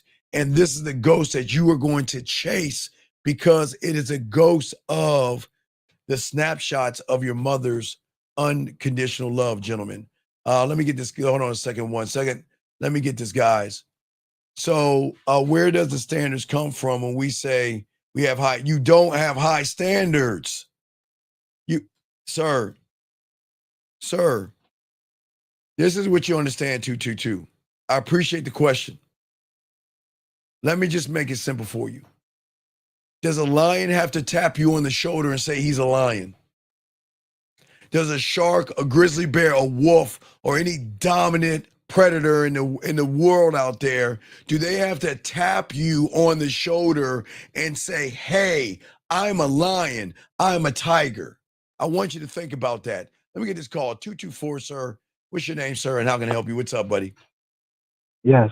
So my name is Brian, and All right, Brian, can you get off your speaker because you sound muffled, or move your phone away from there, please? Move your phone. okay. Okay, what's going on, buddy? Okay. So so I'm texting. So I texted a girl today. Since I haven't been, doing that. I texted a girl today. I introduced myself. I said, "Hey, my name is Brian. Nice to meet you." And but I realized that after sending the message that I do not have a chessboard or anything. Okay, wait. What did you say to the young lady? I said, "Hey, my name is Brian. Nice to meet you." Okay, did you use the word hey? Yes. Okay, how old are you? 24. Okay. Do grown men say hey, or do children in elementary school? Children. Yeah, strike one. Okay, gentlemen, please understand this, and I've always said this, and I will continue to say this. All right, B, check it out. Check it out. Everything that you say, for every guy out here, because sometimes y'all don't know this. Gentlemen, everything you say, everything you do, every gesture, every word, every look, every message, everything is going to put you in a position. Everything that matters. This is why the game is so important. Because as a man, I don't mess up on who I am because I know me. But you said, hey, what? Hey, what did you say to her? Hey, what? Hey, my name is Brian. Okay, hey, my name is Brian. And what else? Nice to meet you. Okay, what is nice to meet her? What's so nice about meeting her? Why would you say that? The way I talk to women, it's nice you meeting me. It's not nice to meet you. What's so nice about meeting her? Tell me, what is so nice about meeting her? Nothing was actually nice, actually. Right, so why do we've got to be careful. Remember our words. You're saying nice to meet you, but you know what you're saying? You're saying you're so beautiful and gorgeous. I'm just walking on eggshells, making sure I say the right thing. So hopefully you give me a chance. We don't talk that way. I'm never going to say nice to meet you. What for what? Because you don't even know her, right? I do not know her. So then why are you saying it then?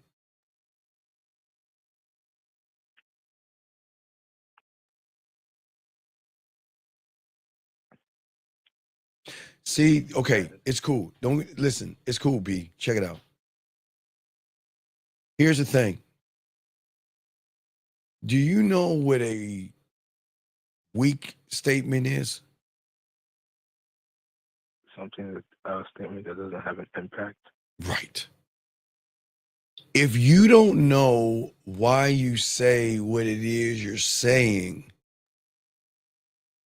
you don't understand your opponent, man. Women can see bullshit from a mile away. If the woman replied back and said to you, well, what's so nice about meeting me? What are you going to say? Right. And then that means you're a fraud.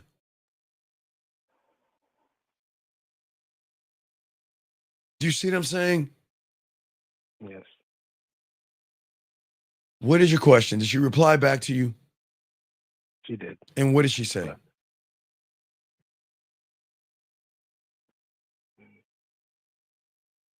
She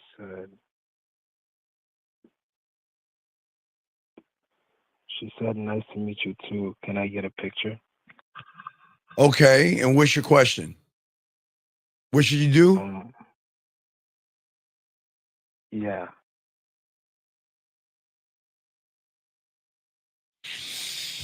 All right. Because I don't. No. It's cool. It's cool. Just take a deep breath. All right. So check it out. All right. So check it out. Okay. So the thing about a great lover, you know what makes a lover so good? No.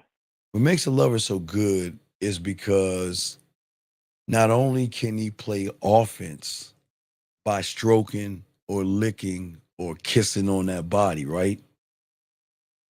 But he also has another skill of listening and paying attention to what's going on in the moment and be able to take that moment to listen to not only her moans, her body trembling, or her eyes closed, or her biting her lip. He pays attention in the present to move to the future. Does that make any sense?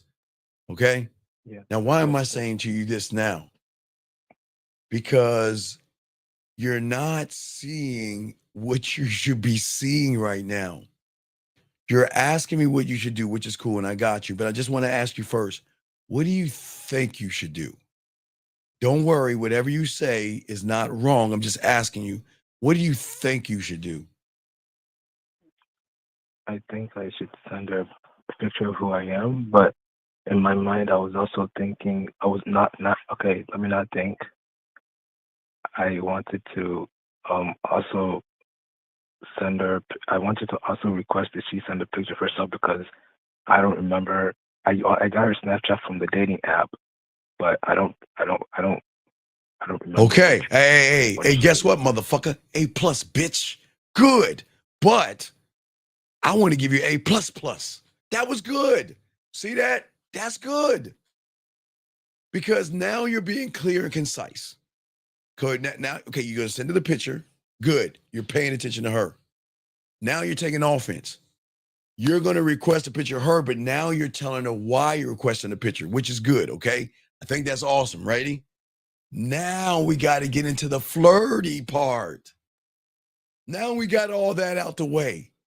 Now let's get into your culinary school and add some flavor to that. Now, how can we add some flavor to that, big guy? You're doing good. How do you add flavor to that? Then,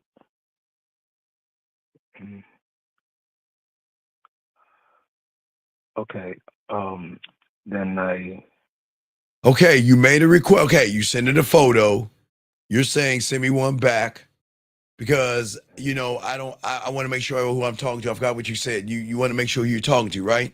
Or you don't remember who you're talking to, right? You want to see a photo of her, okay? That's cool.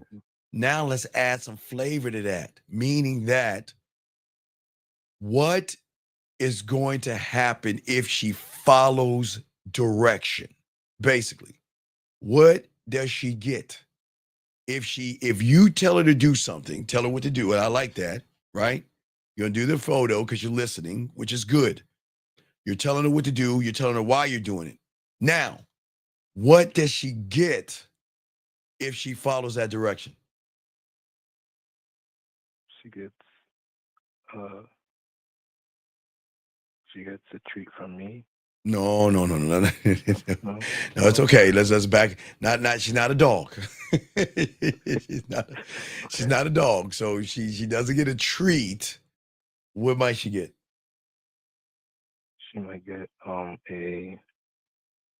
I want you to My think. girlfriend. I want you to think about where you're going to take her on your. Starts with a D. On your. My dick. Yes. Okay. Remember, everybody, listen to me. Don't pussyfoot with women or you're going to get caught up in that friend zone bullshit. You always want to put an action and make these fucking women show you if they're interested. Okay? And I didn't say ask her, open up her butt cheeks, send you a titty picture or anything like that, or suck on something, guys. I'm saying that you already told her to send you a photo. I like that. But now, what is the action behind her following your direction? The Because once you do that, I'm going to set up what? the the flirtiness. Okay. It's okay. It's okay. Relax. It's okay. Take a breath. Starts with a D. So I can set up the dick. Yes. Yes. Think about this. Little steps, okay? Little steps. So just send that to her, which you said. Take your photo, smile. Hey, when you take your photo, say the word ass. And that smile right there, that's the smile. When you say the word ass, that's the smile that you should have. All right. Now, once you send her that, you send those instructions to her. And the reason why is because once you do, I'll be able to set up the what? The dick. There you go, motherfucker. Okay. All right. So go ahead and do that, and then call me back, okay? You got me for at least 2.5 hours, all right? So you got it, okay? So she should reply back in 2.5 hours, okay, buddy? Okay. All right, so you got this, okay? I believe in you, okay? All right, you got this. Good job, man. Hey, good fucking job, okay? Now go forth and send that shit, okay, buddy? All right. All right, respect to you. All right, guys, lines open. We got a question. Let's continue what we're saying. The gentleman back to us. Wait, I think I was talking to 222. Wait, 222. I think you was asking me a question. Hold on the fuck up. I think you were talking about, wait, hold on a second. Did I ask his 222? Yeah, you might have to call him. Let me see. Oh, here he goes. I'm sorry. Let me just answer the question. You say the standards come from. Okay. Okay, sir.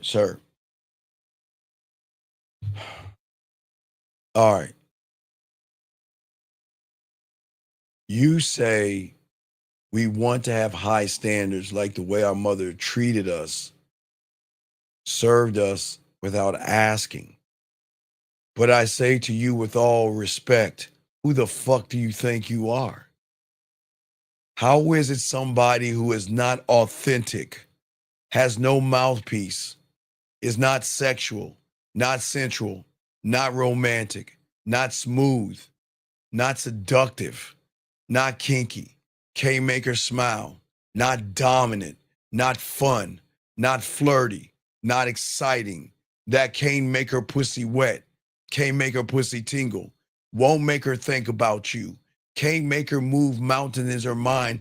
How the fuck can you even ask this of a woman when you can't even do any of the things that I said? And this is not being mean. What I am saying to you is that let's get back to what I say. See, we can't set the precedence of our parents because you're not smashing your mother, man. And this is why you've got to wake up. This is the brutal truth. Because you brought up your mom. Women are not your mother. And a woman, and no woman is required to love you, care about you, or give a fuck about you like your mother. Your mom gave it to you to freely because you were her fucking child. There was no romance to it. There was no desire in it. And she didn't love you because you were charming and attractive. She loved you, young man, because you were hers. And that love, that's more biology, man. Okay? The instincts to protect you. It had nothing to do with your masculinity. And the second you bring that shit that you're saying in is where you're fucking up. Because they're not your fucking mother. So stop asking for women to be something that they don't have to be. We got to stop doing that. We got to stop doing that. Listen, women don't owe any of us anything. Women don't have to love us for existing. Women don't have to hug you because they want to sleep with you. Women don't have to laugh at your jokes because they want to be your girlfriend. They don't have to compliment your shirt because they've been dreaming about you. They're just being polite and they're being social, just like your mom was when she was nurturing, being polite. But your emotional, effeminate system and reality doesn't know the difference. It doesn't know the difference. You see what I'm saying? It doesn't know the difference. And this is why we're trying to show all you guys the importance, okay? The importance, okay? And what I'm trying to say to all you young men out here, please listen. I know you don't understand because in the reality that you're in of comfort, you're not supposed to see it. You're not. You were trained a certain way and you don't see it because you were trained to seek comfort. And you've never ever taken a moment to reprogram the blueprint. And now you're stuck in a world right now. The majority, 90% of you guys are stuck in this blueprint, in this world, interpreting every mother-like gesture as romantic interest. Remember, we had a guy yesterday. He's going dancing. Y'all, if y'all missed the show yesterday, there was a guy that called in because he's doing some kind of salsa dance or something. I forgot what it was called. I don't even know the name of it.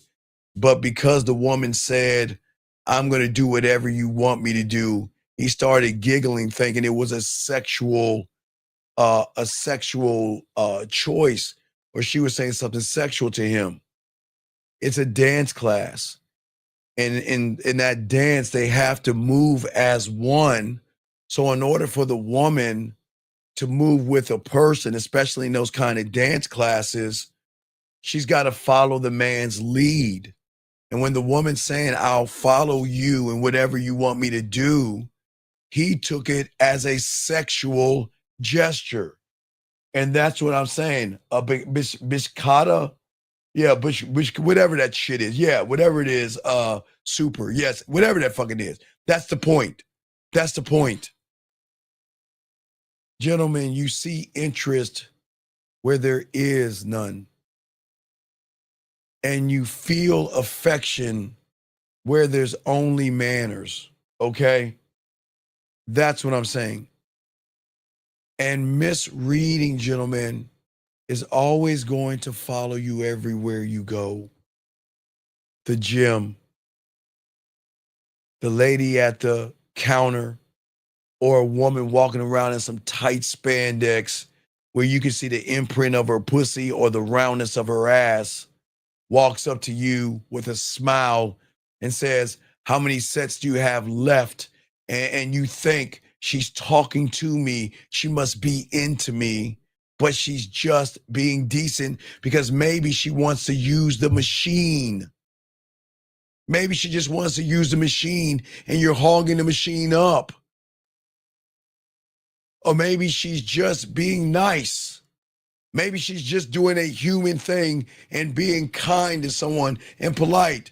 But because her tone matched the softness you remember in mom with a smile, your mind wraps into this fantasy and you place it around it. Because as soon as you hear her, you're either looking at her titties, you're looking at the imprint of her pussy, or you're looking at the roundness of her ass, and you're already thinking something that you don't even understand. You're at work and some woman with this a tight ass skirt and a tight t-shirt that them titties are popping out. And she walks up to you and says, you know what? You are doing a great job, with a smile on her face. You're in your mind, you're not thinking about she's saying a kind thing to me. You're saying she must like me. But she's just being a team player. But you want her gesture to mean more because deep down, you're so hungry for some kind of a love and affection from somebody. Let's take for all you church aficionados. A lot of you guys out there should never use the house of worship for a club, but you do that. How do some of you guys do it? Because some of you guys go to Bible study, or you study the Quran, or you study, whatever your religion, you study whatever. And then you get around women that you really desire, which you should be focused on. And because they walk up to you and say, you know what, we're having a study class, and do you want to come? And you guys think that oh my God, she really wants to fuck me. So I'm going to go to that class. I'm not going to study. I'm going to study her and watch her lips read and watch how she turns the pages and stuff like that. And guys, I'm not saying you're weird and creepy. This is not to tell you you're weird and creepy, because I don't want to do that. What I'm saying is that we have to break the illusion. Okay? Thank you, 110 likes. Your mother is the only woman that gave you affection without a cost. That's it. The only woman that loved you without requiring value. And the only woman that stayed, whether you earned it or not, was your mom. But every other woman after her, they don't have to fucking love you by default.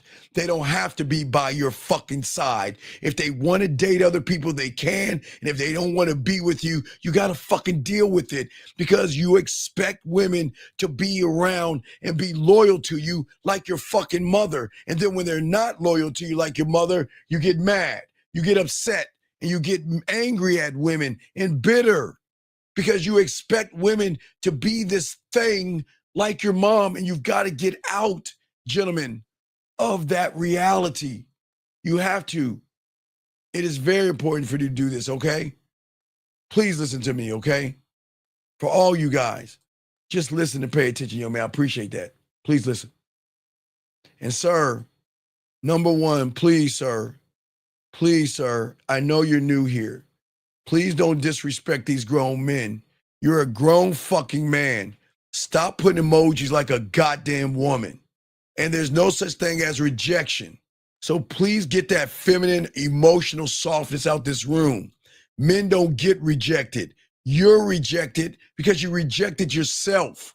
Look at you. You're a grown goddamn man putting fucking childish ass feminine emojis like a fucking woman, and then you wonder why you're getting rejected. Come on, dog. Wake up. Wake up. No, this is not about going to the club, big dog. This is about he doesn't believe in himself, and that's why he gets rejected, because he rejected himself. Let's continue. Gentlemen, listen to me. There's nothing wrong with you guys, because I'm not here to down you or knock you. I got to talk to you. We have to stop demanding things of women. We've got to stop asking things of women that we don't even have ourselves. We got to stop looking for women to choose us. Yes, the only one that will choose you is your mother. That is it. You have to become somebody that is worth their emotional and sexual investment. A woman is not going to invest in a person who doesn't know how to fuck. And see, what most of y'all guys think when I say the word fuck, y'all assume I'm talking about poking a hole. That's poking a hole. That's not fucking. And if you think fucking is poking a hole, then you need help. That's not fucking. Poking a hole is not fucking. Fucking to a woman starts between her goddamn ears, not between her legs, gentlemen. And what I'm saying is, you've got to learn how to be that better man. And the second, the guys, you unfortunately mix the roles up, you mess up. Gentlemen, you're not a child anymore. Okay? But I get it. I get it, guys. You hold on to child memories. And now I'm not saying don't. Guys, you know what? Sometimes when it's dreary and rainy outside, you know what I remember when I'm a child? I remember my mother always talking about this shit. She used to always bake cookies. I always remember that. When it's really like when it's dark and cold outside and it's dreary and gray. That's why I love it so much. That's why I love like those Harry Potter movies and like the demon of Johnny Depp movie when he was that barber or whatever, because it was dreary. That's why I love dreary things, because it was those moments as a child that my mother would bake fucking cookies. I don't know why she would do that, but I'm just saying. But what I'm saying is, as a man, I'm never going to bring a child expectation into a relationship, gentlemen. We cannot bring what our mothers did to us as children, as adults, over into the adult world and expect a woman to perform and be our mothers, gentlemen, okay? All you guys out here. So what I'm saying to all you out here is that we got to stop taking our expectations and stop that. We got to stop, because that's where you become passive and confused, okay? We have to stop waiting for affection like we're waiting for a woman to give us the affection of our mother. She won't. We have to command attention. We got to stop expecting a woman to give us intimacy, okay, just because you're around her. And that's what happens to a lot of y'all guys out there. And again, I have a few clients that's done this week. God damn it. Y'all know who you know who you are. They meet a woman and everything goes good. And they're on their best behavior. And for some reason, they assume that if you're going to go somewhere with me, that means you're going to fuck me. And it doesn't. If you ask a woman to go somewhere outside of the bedroom and she says yes, that doesn't mean she's going to fuck you. And you cannot have an expectation of that. That's why I played that video. People get mad. You see what I'm saying? They get mad and angry at women. Y'all remember the video I showed you? I think I still have it. Let me see if I can show you to give you an example of what a false expectation looks like. What does it look like when you are disingenuous, you lie to a woman, but you expect her to give you some pussy? Do I have it? Do I have it? I might not have it. No, damn it, I don't have it with me. Don't have it with me at all. Okay, I thought I had it. Let me double check one more time. All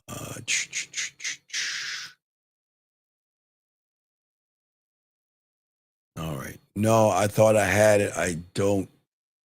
Oh, that's not it. Okay, I thought I had it. I'm sorry, guys. I was going to show you guys, but let me double check one more time. No, okay, I don't have it. Don't worry about it. We'll continue. Let me get this call right here. Hold on, 222. I got you 1 second. 267, sir. What's your name? What's your question? How can I help you? What's up, Steve? My name is Q. My question is, so I'm hearing what you're saying and what we got from our mothers. And it got me thinking, like, yes, sir. Basically, did our mothers just teach us to be passive. No.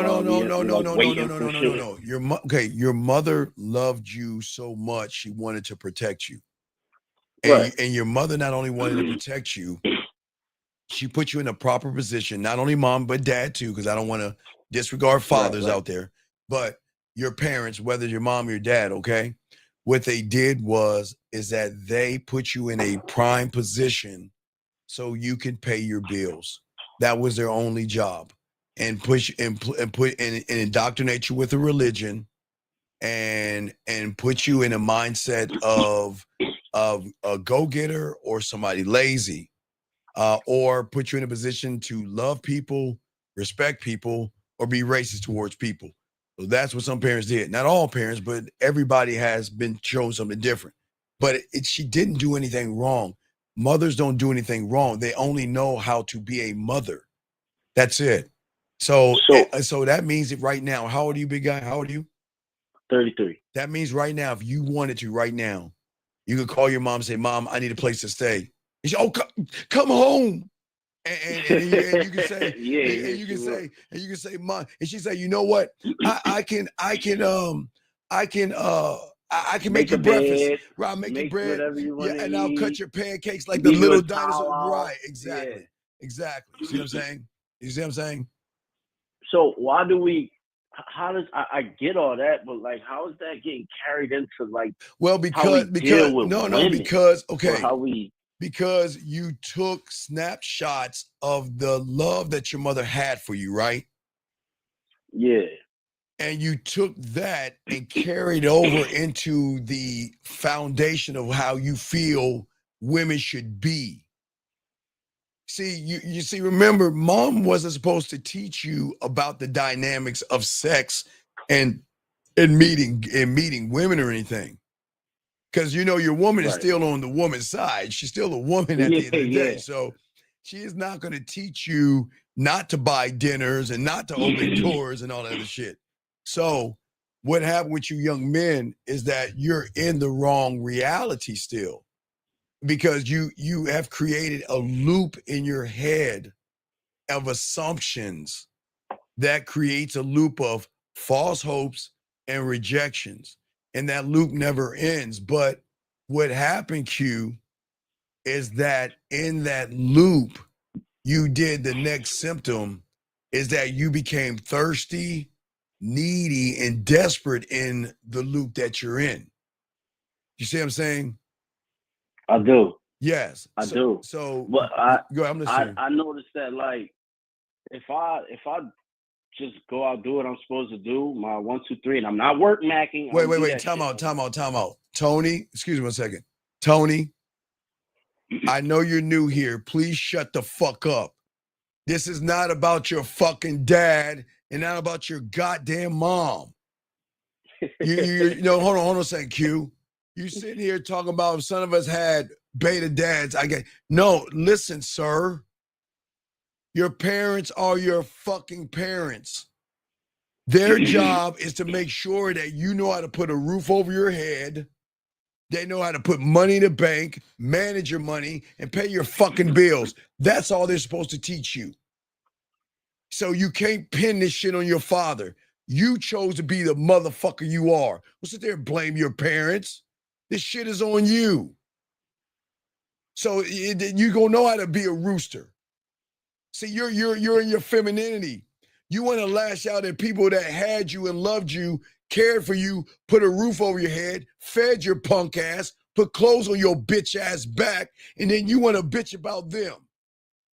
All they're supposed to do was feed you, clothe you, secure you, and make sure you get an education and fuck off. But you want to bitch about your father? Please shut the fuck up in this room. Because people like you make me sick. Because you don't appreciate what the fuck you had. And instead of you saying, I'm grateful to having somebody bathe me, clothe me, shelter me, and give me Christmases and birthdays and shit like that, you want to bitch about them, not teach you how to be a rooster. Shut the fuck up. Q, you got it, man. Now I was sitting there thinking like, damn, when I go out, like I'm told and do what I'm supposed to do. Yes. 1, 2, 3, right? Don't even wait. There is no sign. But when I used to try to work Mac and shit like that, it would fuck me up all the time. Well, you're not supposed to work Mac. You're not supposed to work Mac at stopped. all. Right. I So, stopped. okay. So, But my fault. Go ahead. no, but think about this. Okay. See, what you guys don't understand, because you have this disease, this assumption disease. Thirst, neediness, and desperation oozes off you before you even speak. And you don't even see it. Because you're too busy complimenting women, too busy lying to women, too busy manipulating women, too busy fearing women, too busy trying to prove yourself to women. Do you see what I'm saying? You don't think right in your mind, you think that you're doing kind things, but in their world, they're seeing you as desperate. You're not being supportive. You're not being patient. You're not being understanding. You don't give a fuck what she does for a living. You don't give a fuck how her day is. Right. You see what I'm saying? But you act like you do because you want to fuck so bad. You rather be a manipulator. And what you're doing is that you're trying to lie and deceive somebody that can see the deception automatically. Does that make any sense? It do. It's like when you say we playing tic-tac-toe and they're playing they chess. like a master chess or something like that. Oh, yes, absolutely. Yes. And absolutely. so that brings me to my second question, because like I said, going out, do my 1, 2, 3 in places where women go to meet people. Once again, like not work Mac and none of that shit. Yes, sir. I realized that, like, damn, I don't have a mouthpiece, right? So I understand that. I can accept that. Cool. Yes, sir. I was listening to your poetry, and that got me thinking. At what point should we start writing our own or studying? Like, is that me trying to put the cart before the horse? No. I tell you to study mine, to practice and use that as much as you want. I do it because when I was 9 years old, in order for what you hear today with my mouthpiece, started off with poetry. Matter of fact, it started off with roses are red, violets are blue. I swear to God. That's it. That's how I started. So the end result of what you hear right now is because I started to tap into a source that I didn't know I had. And I had to keep tapping into that source to keep unlocking parts of me that I had to unlock. So yeah, you got to keep tapping into it, because that's why I can say anything to any woman. I know what to say, when to say it, how to say it, why to say it, and where to take her when I choose to do it. Yeah, just flow. Just to flow. It just flow. It's like I called them before and I stole a bunch of shit, right? It's cool. Yeah, you was like, no, but it don't work. See, like this is why I'm like, I have to just do my own. Well, no. It's fine. What I'm saying is that I had to. My mentor said, "Okay, look, start writing poetry and watch Bob Ross." That was it. And I had to understand watching Bob Ross. And if y'all don't know who Bob Ross is, I'll show you who he is. He's a white man I call him the white man with the afro. I'm sure I give y'all. I always thought he was black. No, he's white. He's a cool white dude. So Bob, this is Bob right there. That's Bob, everybody. That's Bob. And I feel old, man. No. So let me show you what's so cool about motherfucking Bob Ross. Okay. Happy Clouds. No. What you see on the canvas, okay, was already in his head. It was there. It was already there. And that's what my mentor taught me. It was already there. So every woman you meet is a blank canvas. But what you paint on it is going to be the difference between a beautiful painting and a stick figure. That's it.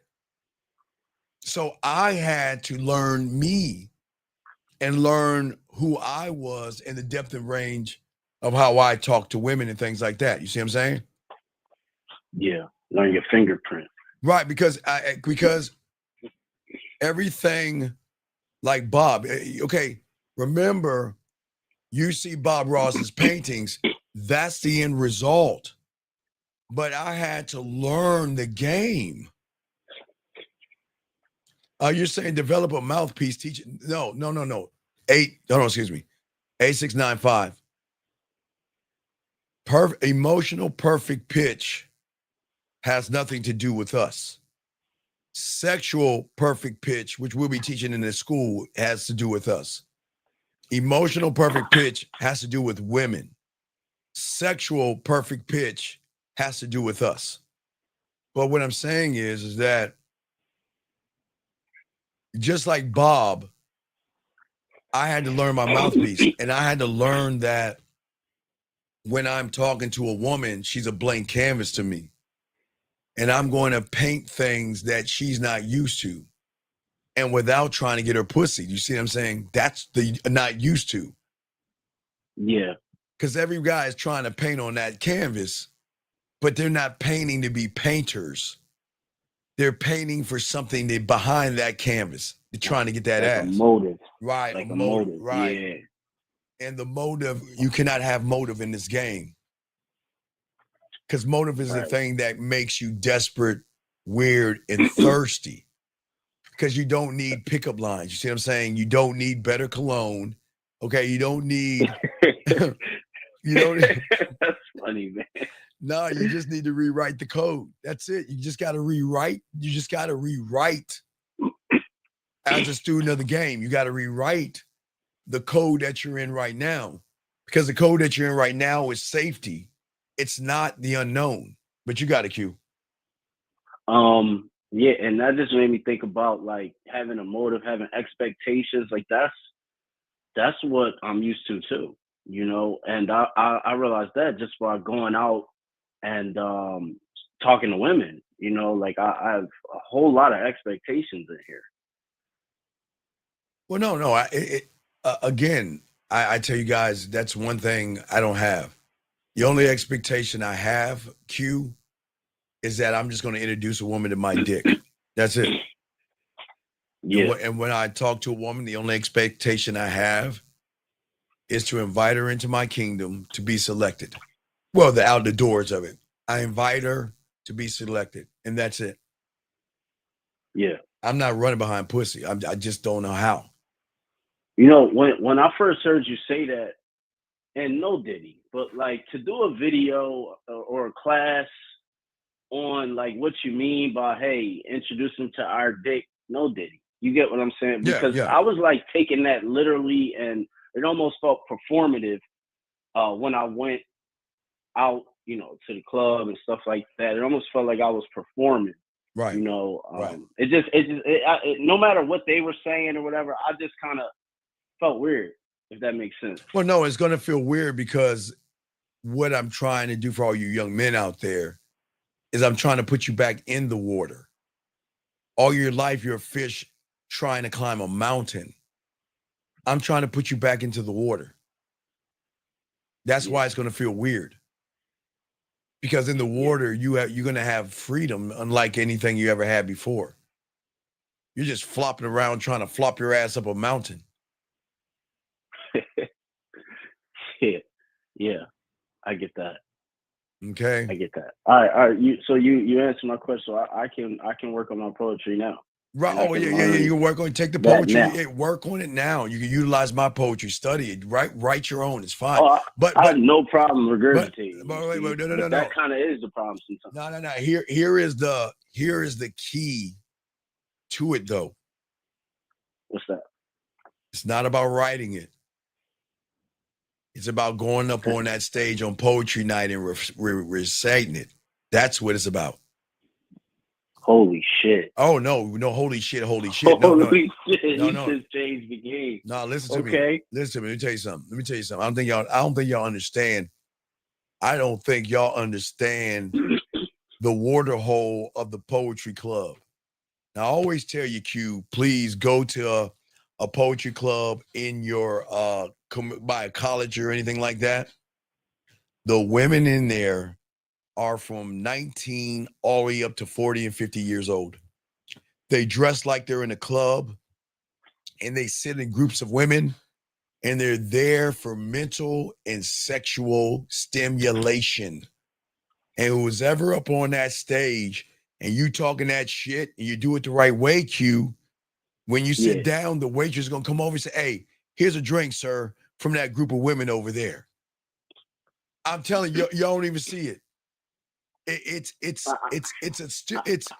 way better than the club, because when you get on that stage, every piece of pussy in there are going to be locked on you and what you say, how you say it.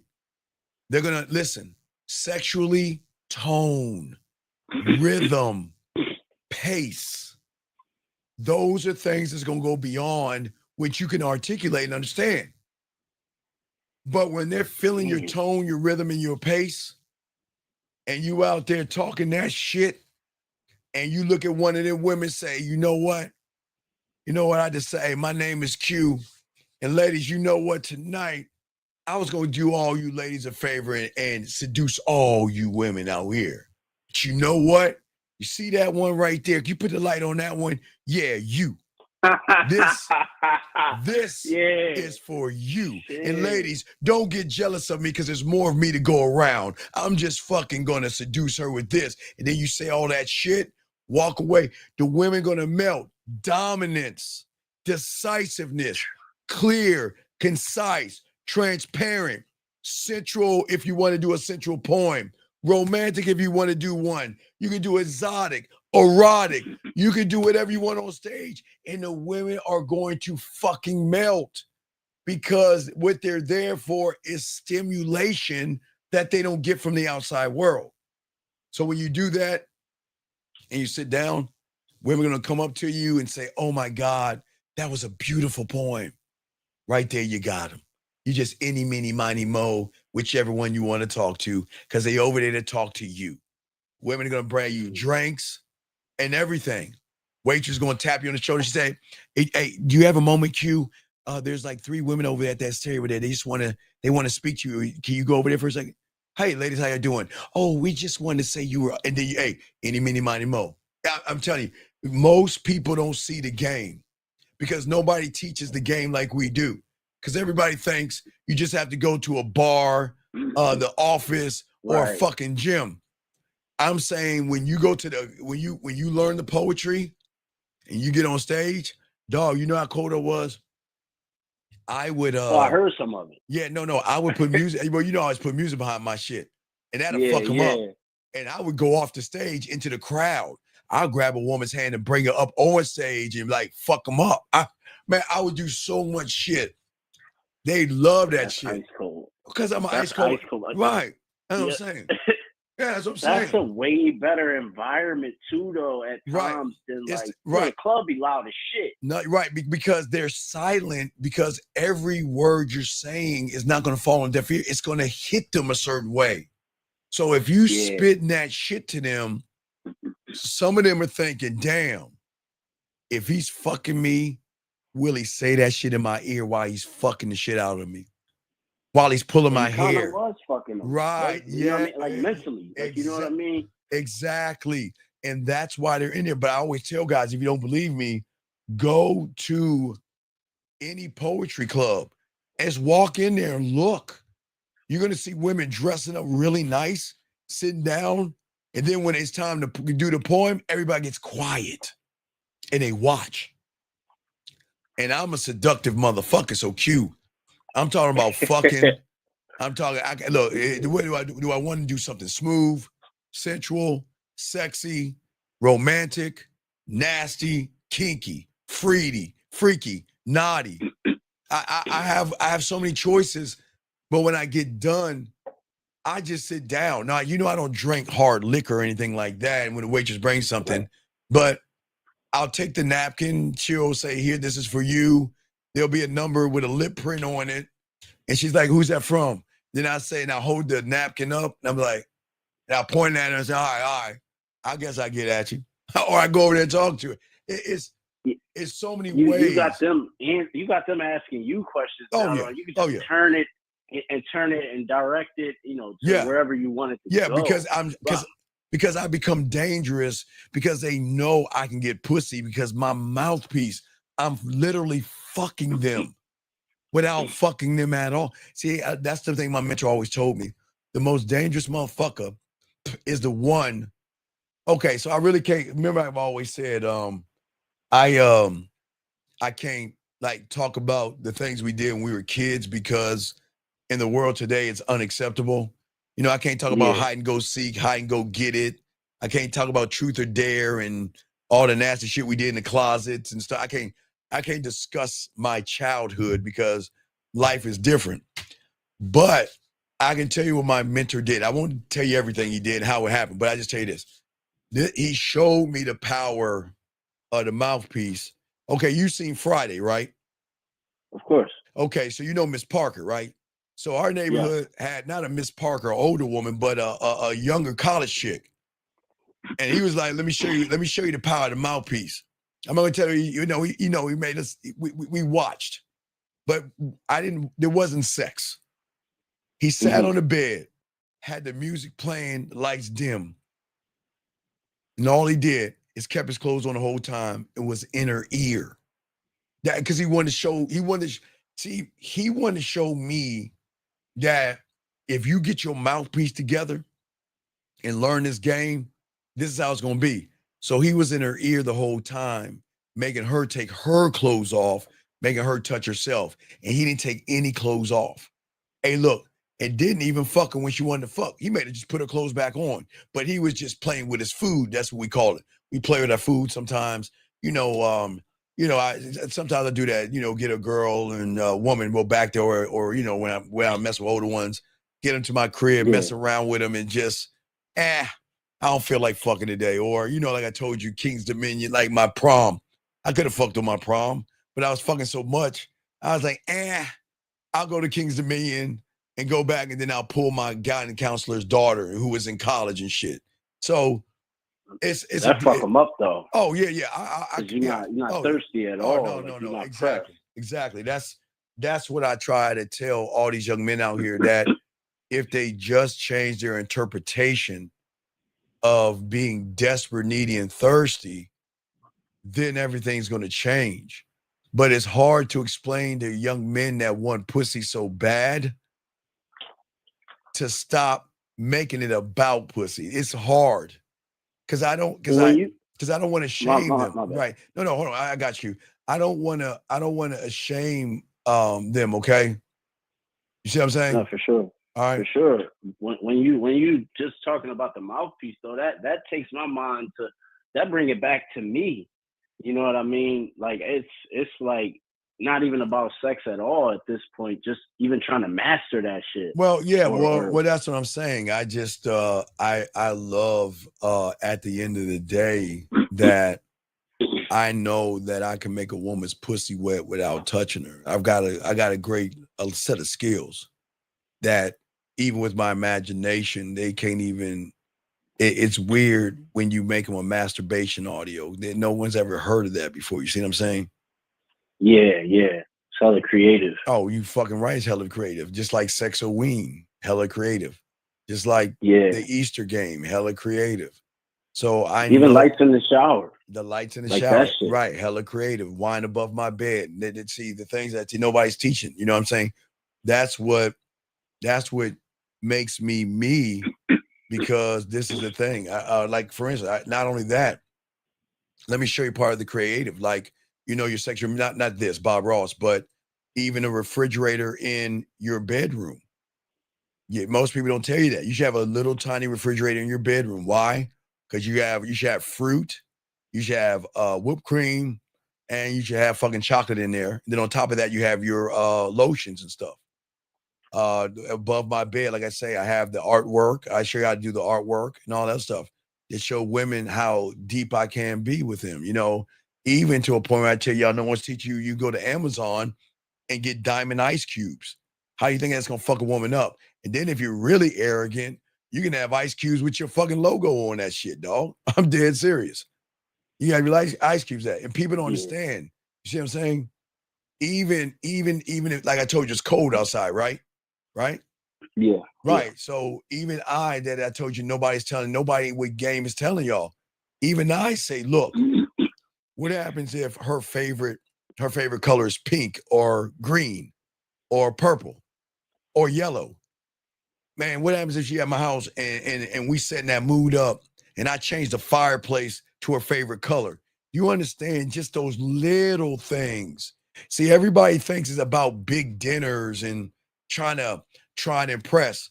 I do this shit because I embody sex. I am sex. That's what I'm saying. I embody it. I don't try to force it on her. This is what I am. And this is why it's very right. detail oriented too. You listen, pay attention. Right. That's right. That's what I'm saying. I don't I pay attention to not her. If I'm making her masturbate, I pay attention to her breathing, her moans, her orgasms, and I can pay attention to her body as well. Because I can easily make her pat her pussy to let me know how wet it is, just to get an idea of how wet I needed to make it or whatever. You see what I'm saying? So it's not just fucking them on the physical. Because the submission I get is before I even give them the dick. You see what I'm saying? They submit to me before they get the dick. That's what I'm saying. That's how cool. Is that what you mean when you say land, air? No. That's no. Oh no. Now land, air, sea, and space is to show them how much depth and range I have. Okay. So isn't that depth and range though? Like you got the mouthpiece. Yeah, right. Well, no. Art. No. That goes beyond. See, that's the benefits of being with me. See, remember, I'm so arrogant. Remember, I choose. There are benefits to being with me. So when you show me submission and you show me that you rocking with me, you get benefits, right? But what I'm saying is this. I'm saying that, okay, Denzel. You watch Denzel. You know Denzel Washington, yes? Of course. Okay. Watch Training Day the other night. Okay, so Denzel would have depth and range. Okay, you see what I'm saying? I'm explaining depth and range. Range in an actor means that Denzel can be a father, a nerd, a geek, a good cop, or anybody, or uncle. You know, he can be on the left side of the spectrum, right? Right. But he has so much depth that you believe that he's actually a father when he plays a father. If he's playing a good cop, you actually believe he's a good cop. That's depth. Now the range means that on one side he can be good, but on the other side he could be a gangster. He could be an evil Roman. He can be both sides of the spectrum, and because of his depth, you're gonna believe that he's actually that person. You see what I'm saying? That's okay. So how does that roll into being good in bed with women? It's the same exact thing. Right, it's the same thing. Okay. So my depth, thank you, 130 likes. So my depth and range is starting with the way I communicate. See, you just send text messages and y'all avoid the phone, right? Because you try to hide behind your words because most of y'all don't know what to say. I can talk on the phone. Yes, that's cool. And I can send text messages. That's cool. But the next level is my voice, because my voice will penetrate deeper than my words. Then my videos will penetrate even deeper. And then when I go live one-on-one with her, it will even go deeper, because most guys are not that deep with women. They just stay around sending 1 or 2 text messages that have nothing to do with anything. But I'm already fucking her without fucking her. Even with the shower game. Like even even giving her a sample of me. You know, she starts to flirt with me, right? Right? Right. You know, so you flirting with me and all this other shit. You know, you don't want to start. You don't want to start this. You don't want to do this. But you know what? You know what? Before I fuck you, I'm gonna do you a favor. I'll give you a sample of me. This is what I want you to do. Right? You see what I'm saying? How many women are told what to do? I want you to turn out the lights. When you take a shower tonight, I want you to turn out the lights. You want to know why? Because if I was there right now and I had the lights off, it's nothing like not knowing what piece of clothing I'm going to take off in that moment. You see what I'm saying? That depth right there, a little bit of poetry in there right there. See that? Right. Then what I want you to do is I want you to have your favorite music, because it's nothing like me licking your pussy or touching you to the rhythm of your favorite song. Right? Meaning that if I'm kissing her and her favorite song starts to sing, well, when I put my lips on your body, right? Some shit like that, right? Right? Yeah. Right. And I'm kissing her. What do you think the shit's going to be? If I'm kissing her and then the song is her favorite song, and it talks about putting lips on body, then I'm going to shift with the song in the rhythm of the song and shift from kissing her to put my lips on her body. You see what I'm saying? And then so your depth is like right being extremely present. Right. But then the shower, then I tell her, just imagine that loofah, that tower being my lips and my tongue, and I want you to wash your body the way you would want my lips and tongue on your body. Let me know about that experience. Have you think women hear that shit? No, fuck no. No. Nah, you want to know why? Because I'm that motherfucker. Now, do I have to fuck her to do that? No.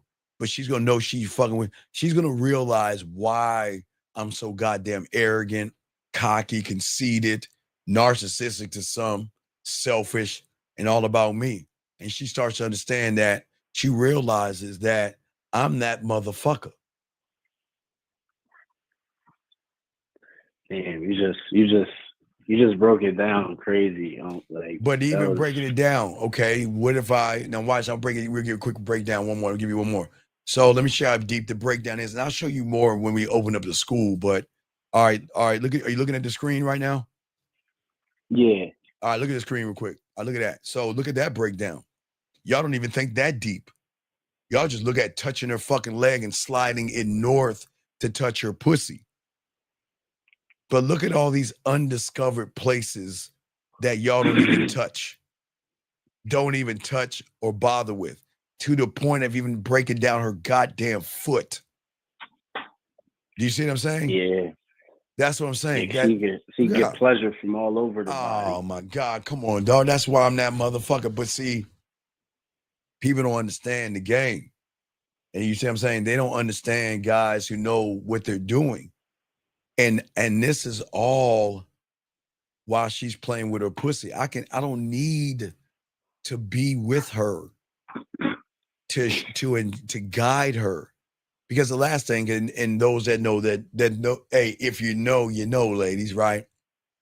Like, think about this. Why do you think I always ask nature?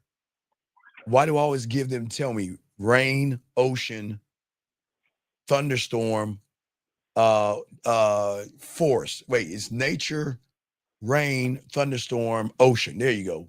Why do you think I asked women that question? Probably so you can talk that shit over that in the background. There you go, setting that mood. Because how many women get that? How many women listen? None. See, guys, there are a lot of women out there when they want to relax, some listen to the sounds of ocean. When they want to relax, some of them listen to the sound of rain or thunder. So why not mix that in there and make her play with her fucking pussy to me, or relax her mind and talk shit to her? See what I'm saying? So she can come to me. See, she can come to whoever she wants to come to, but I'm so arrogant. Why not come to me? You see what I'm saying? But she doesn't know that. She doesn't. That's a permanent ass imprint too, You motherfucker. That's the point, dog. So guess what? When she wants to leave, why do you think I say there's a door? When she wants to go, I know I'm gonna get on the comeback, brother. Come on. Okay.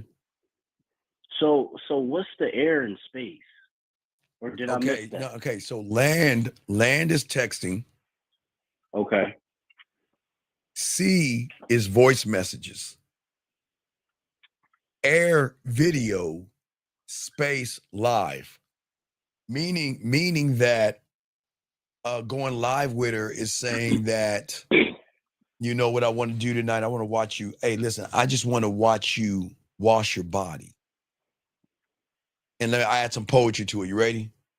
Because I'm jealous of the water hitting your body, having its way with them.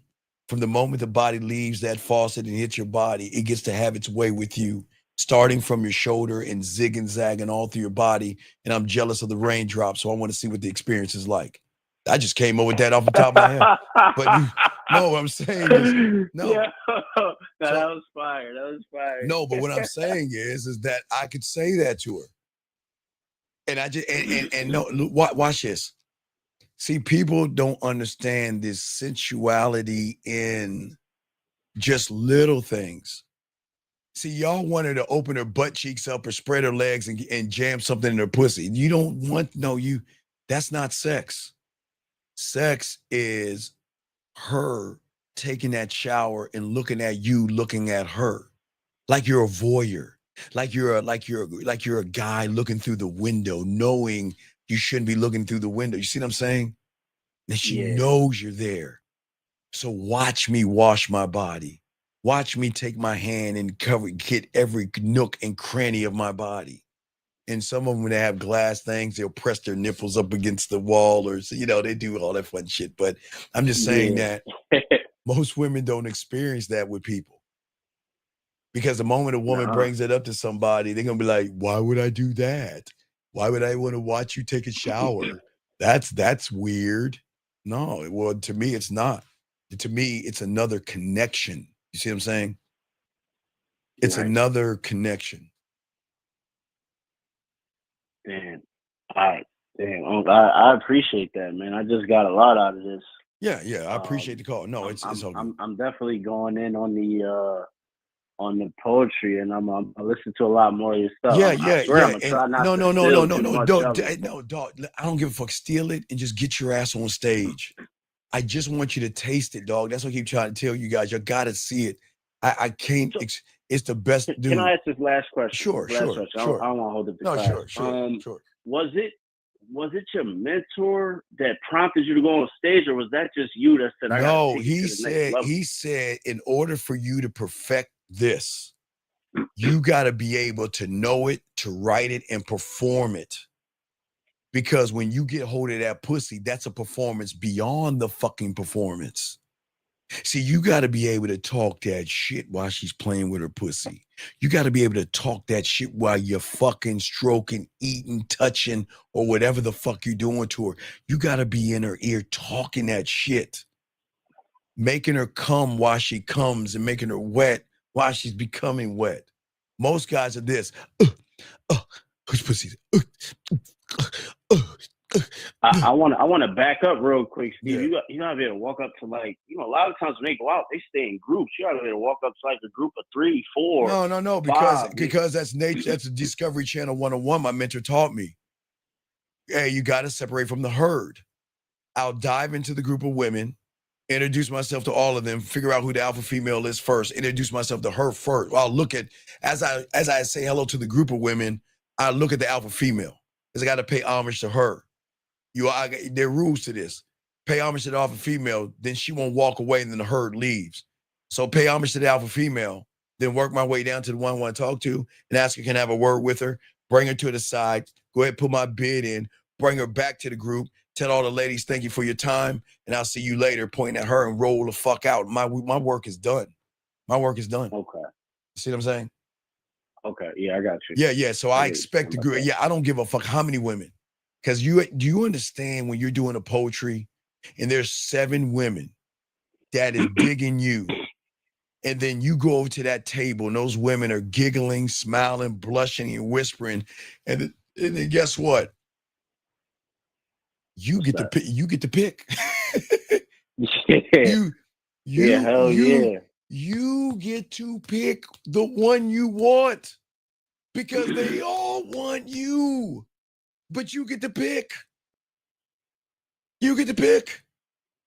Yeah, and they gonna be asking hella questions. And I would hear you mention poetry before, but I never checked this shit out, and I didn't know you took it that far. Yeah. Oh, you know it. And damn, the ones that don't mess with, the ones that have somebody, you want to know how you know? You want to know how you know you know? Because they're gonna look down. They're gonna look down. They're not even gonna try to look at you. They're gonna look away. They're gonna look down. But everybody that looks at you, smiling at you and blushing, you get your pick of the litter. You get your pick of the litter. Damn.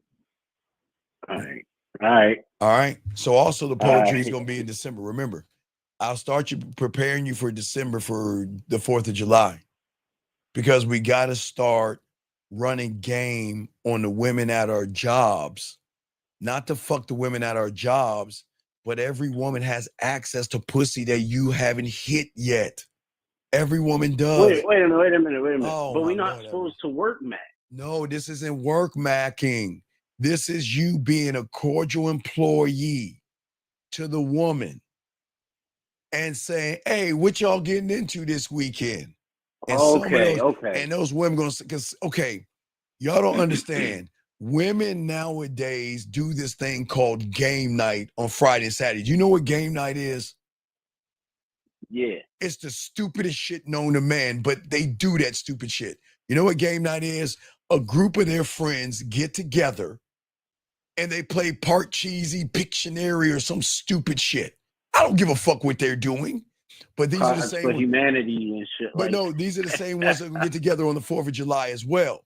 So if I know a woman that's doing game night, or they're going out to the club or something with their girlfriends, then open up your IG and let me see what you're working with.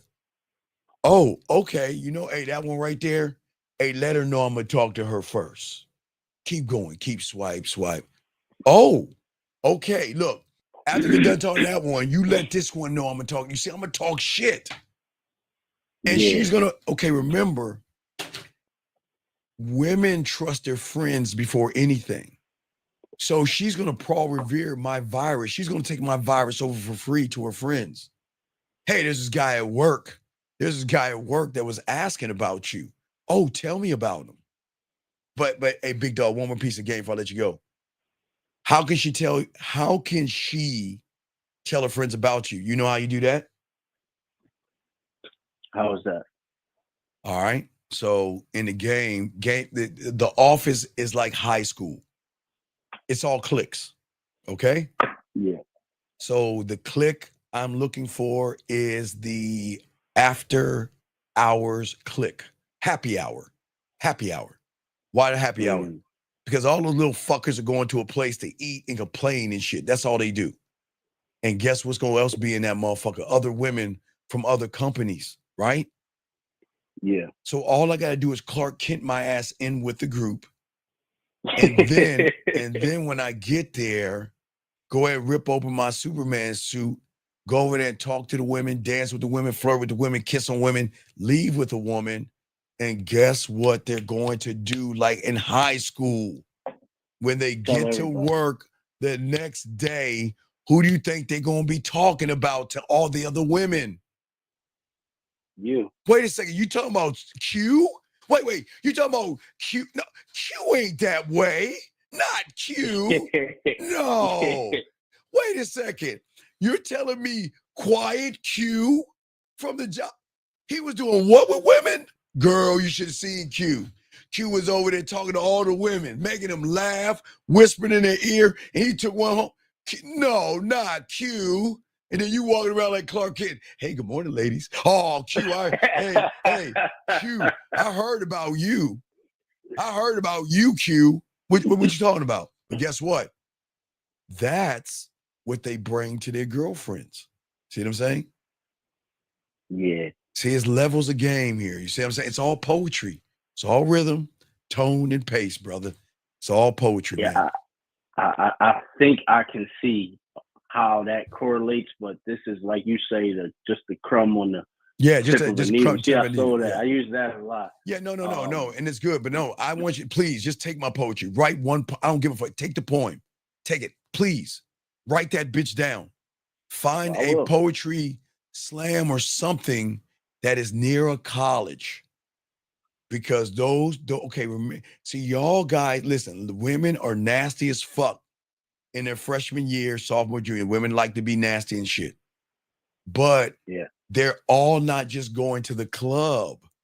You got artsy women that go to the art galleries, museums, and poetry club. That's the art kind of chick. And those bitches are just as bad as the ones that go to the club. And there's women that like mental stimulation. Every woman is different and does something different. You just got to make sure you're a part of those things. Because when you go, just the first night, just go and look. Find out when there's a slam. Just go in there and look. Don't do anything. Just sit and then watch the quietness when the guy's on stage and look at the women, how they all locked in on that motherfucker. It's going to look like a club, but they're all sitting down quiet. They're dressed really nice, looking really sexy, and some are wearing tight clothes and all that other shit, but they're there for mental stimulation, man. And then what I want you to do is watch when the guy comes down and sits down, watch the women come up to him and watch the interactions.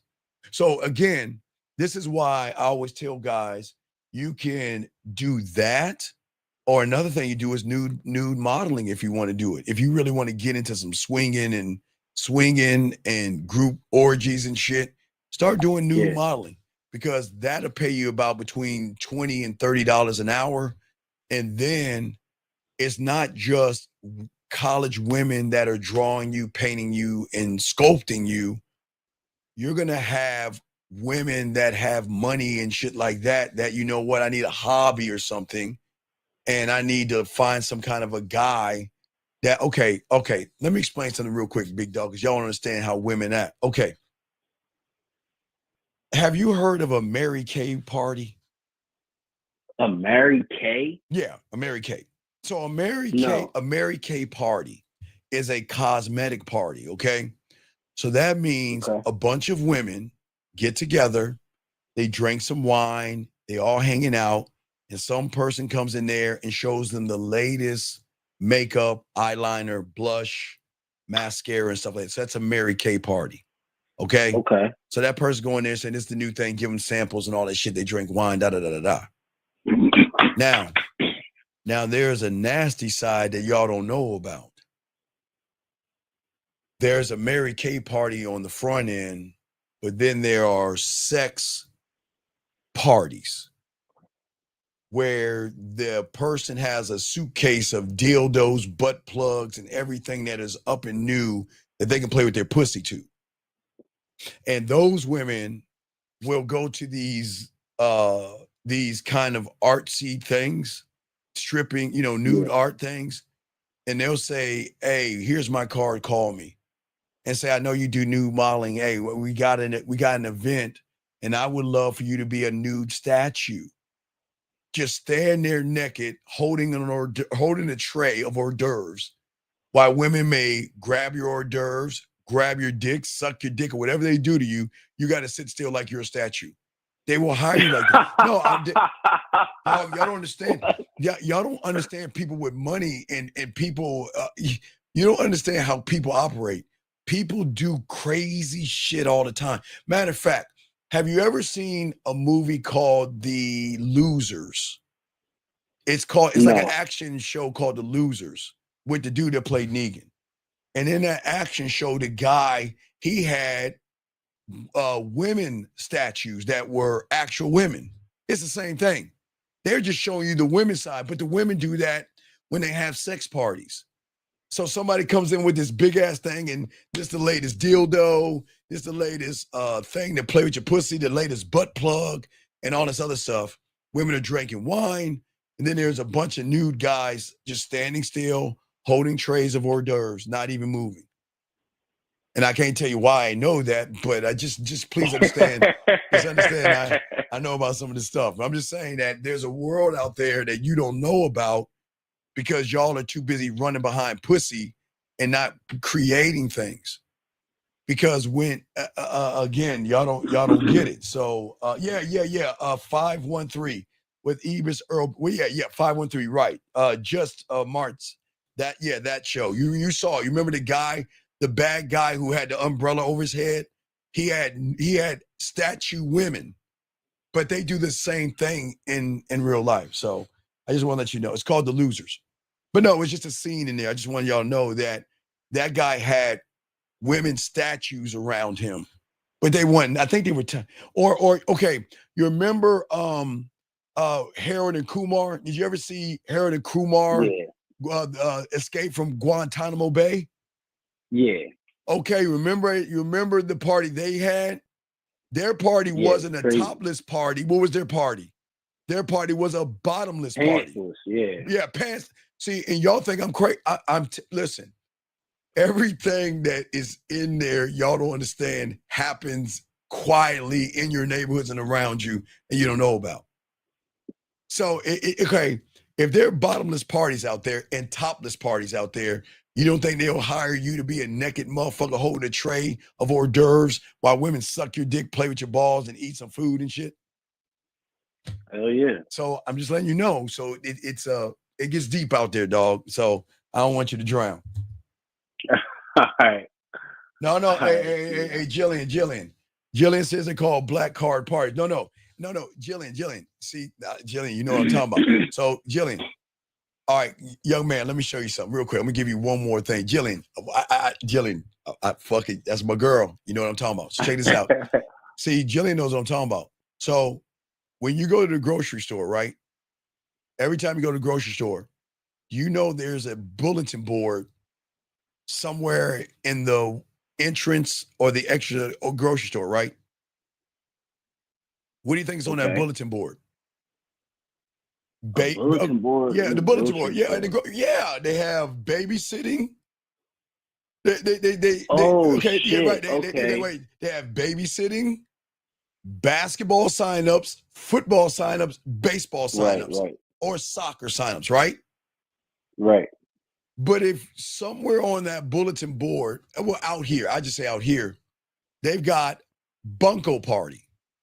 And if you don't know what a bunco party is, then it's a game, but it's just saying swinger.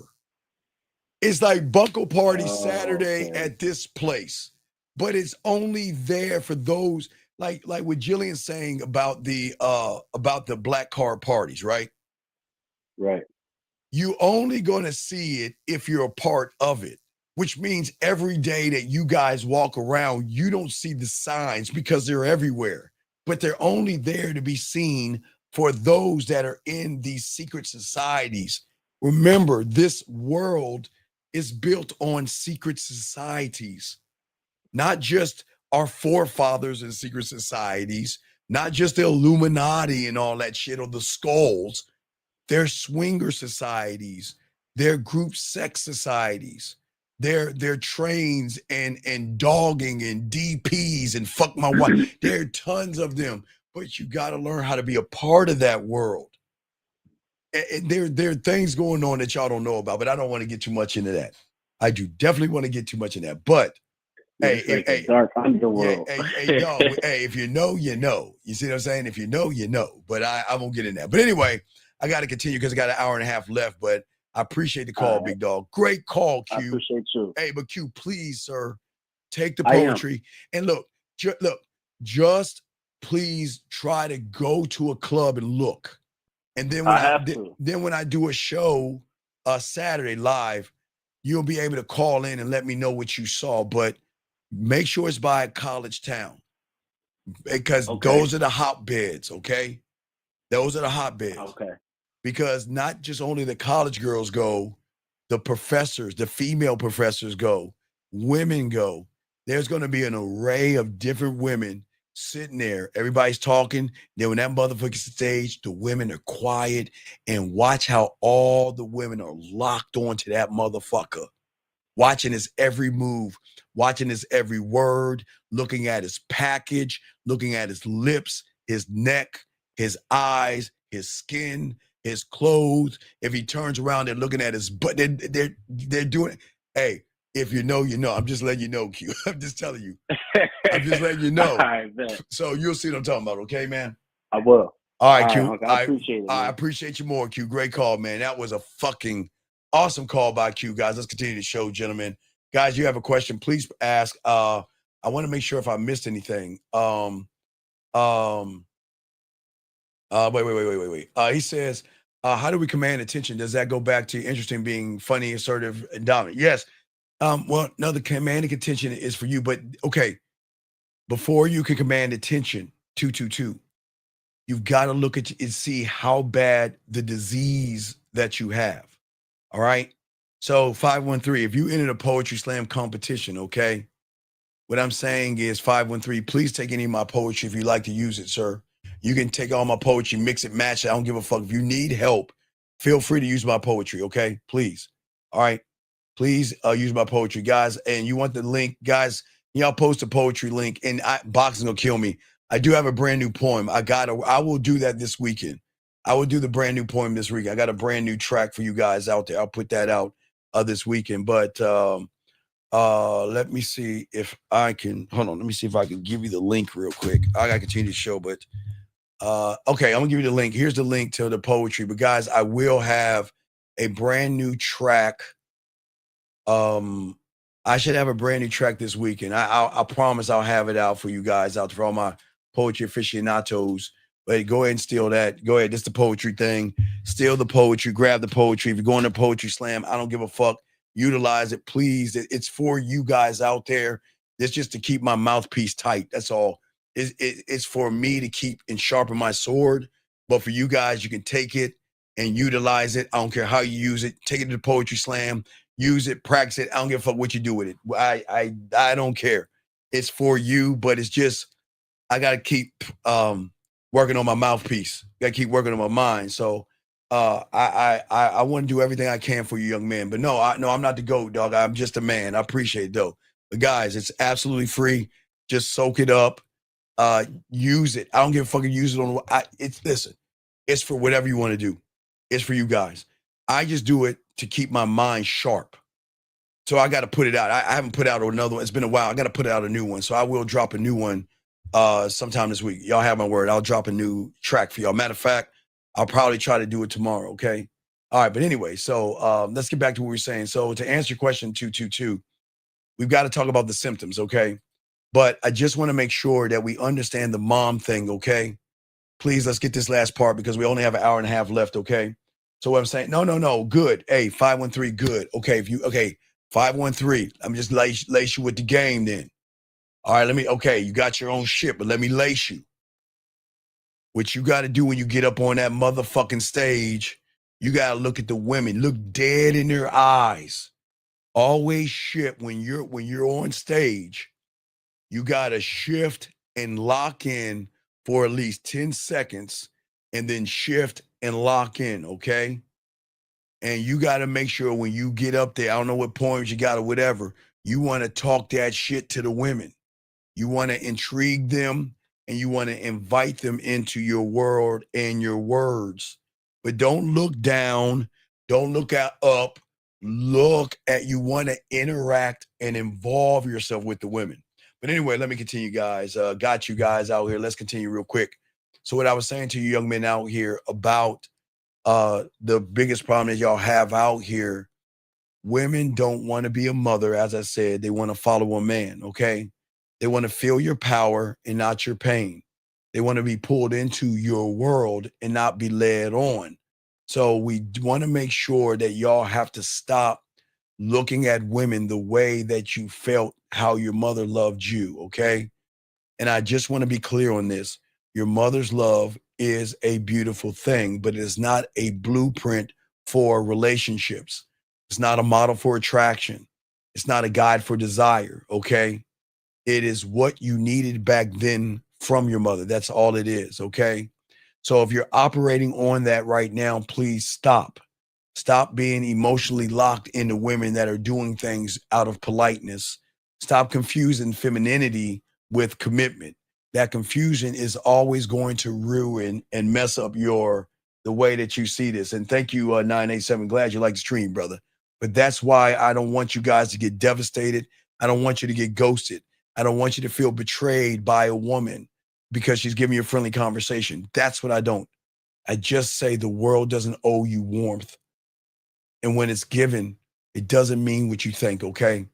Sometimes it's polite. Sometimes it's manners. Sometimes it's customer service. Sometimes it's small talk, okay?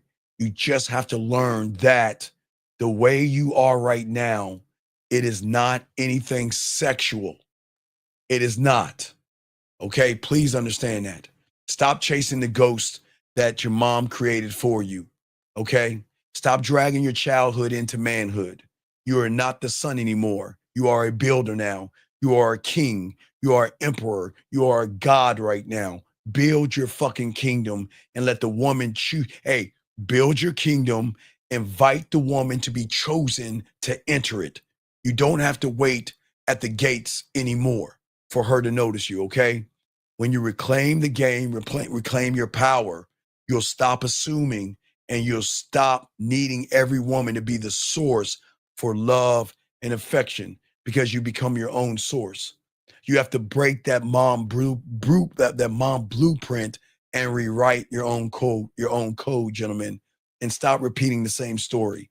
She smiled at me, so I thought it meant something. It never did. It never will, okay? So I want to make sure that y'all understand that. Thank you, 150 likes. I appreciate you all. So, gentlemen, let's keep talking about the symptoms, okay? Because we have an hour and 20 minutes, guys. Lines are open. Ask a question. But let's talk about the symptoms because, gentlemen, we have to see how you're operating. Okay, so I want to show you guys when you're desperate, thirsty, and needy, how a woman can use that against you. When a woman can sense thirst, she knows she has the high ground, okay? And she doesn't have to wonder where you stand. She already knows your cards because you're playing poker with your cards facing the other direction, okay? She doesn't have to work to win your attention because you've already made her the prize.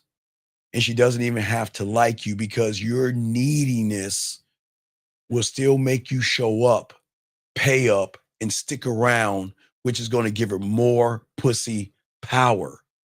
Gentlemen, the thirsty, needy, desperate man is the easiest one to control because his desire is louder than his motherfucking standards. And all she has to do is smile at him and he'll start spending money.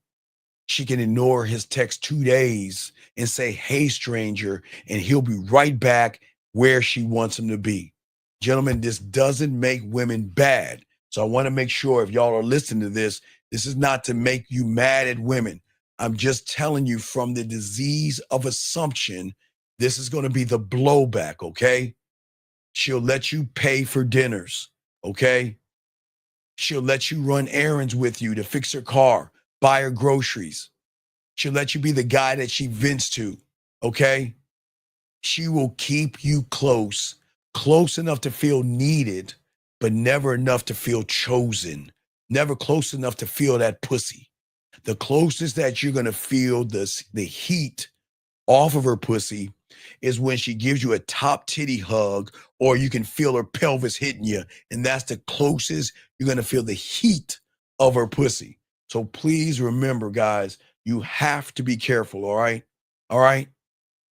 Don't ever buy these women gifts.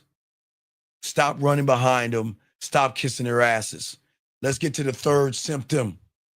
The third symptom, get your crayons out, is the guy that cannot say no.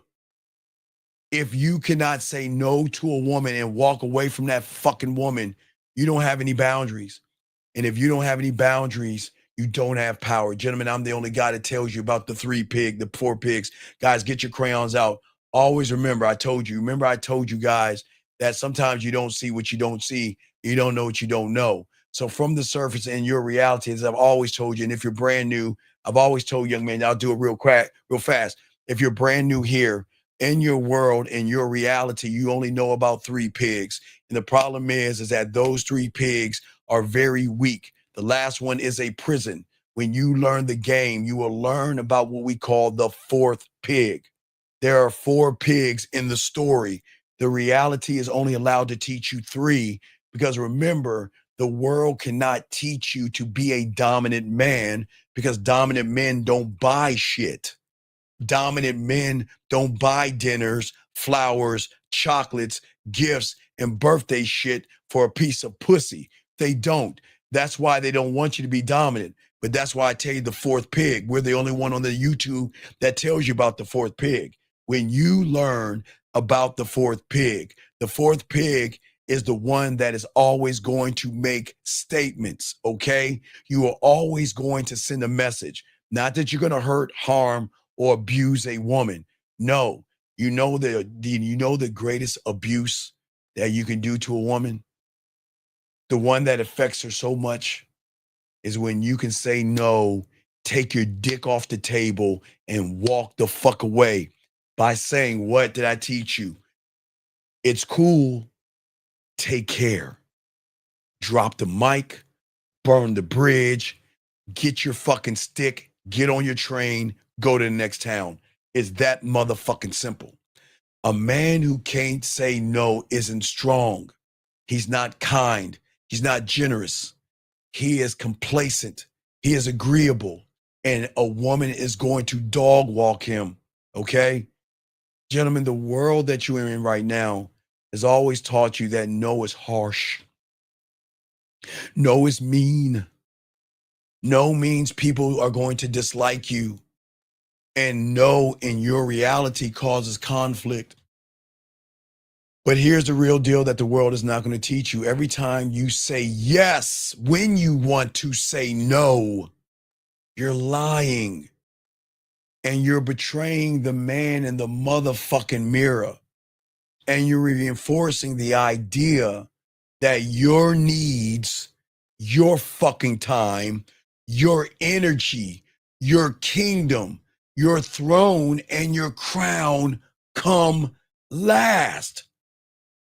And that is exactly what the wrong woman is hoping you do. Listen to what I'm saying. The wrong woman. When you don't say no, you train every fucking woman that you will always be a yes man. She asks for help, you'll drop everything. She flakes on her plans, you make new ones. She treats you like shit. You come back even warmer because you have a broken heart. And every fucking time you show her that you're willing to bend, she pushes further. It's not because she's evil, guys. It's because she fucking can. And when you can't say no, unfortunately, guys, with this disease of assuming the symptom of doing this is that you end up living her life. You don't lead anything because you're in her world. You don't stand on your square. You adjust your Tampax to hers. You become emotionally dependent on her happiness, her approval. And because you fear her rejecting you, like who? Mom. See that?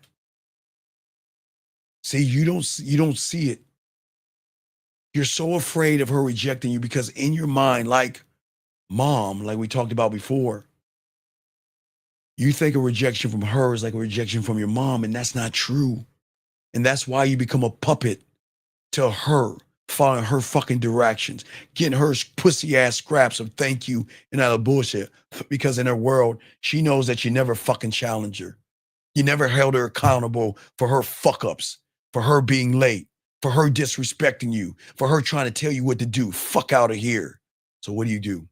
You tolerate, you adapt, you accept, and you endure. And I don't want you to do that because you're fucking men. You're nobody's rug, man.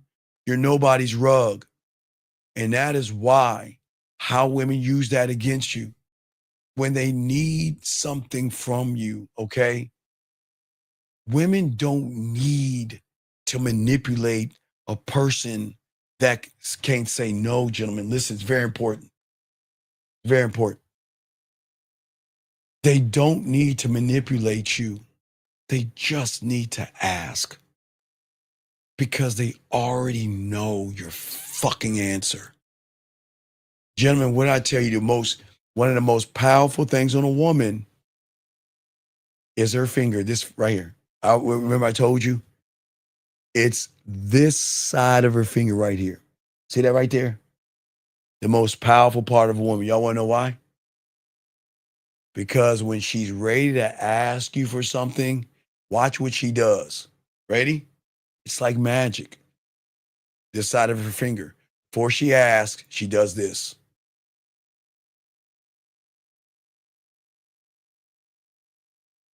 So the titties pop out a little bit. Again, think about it.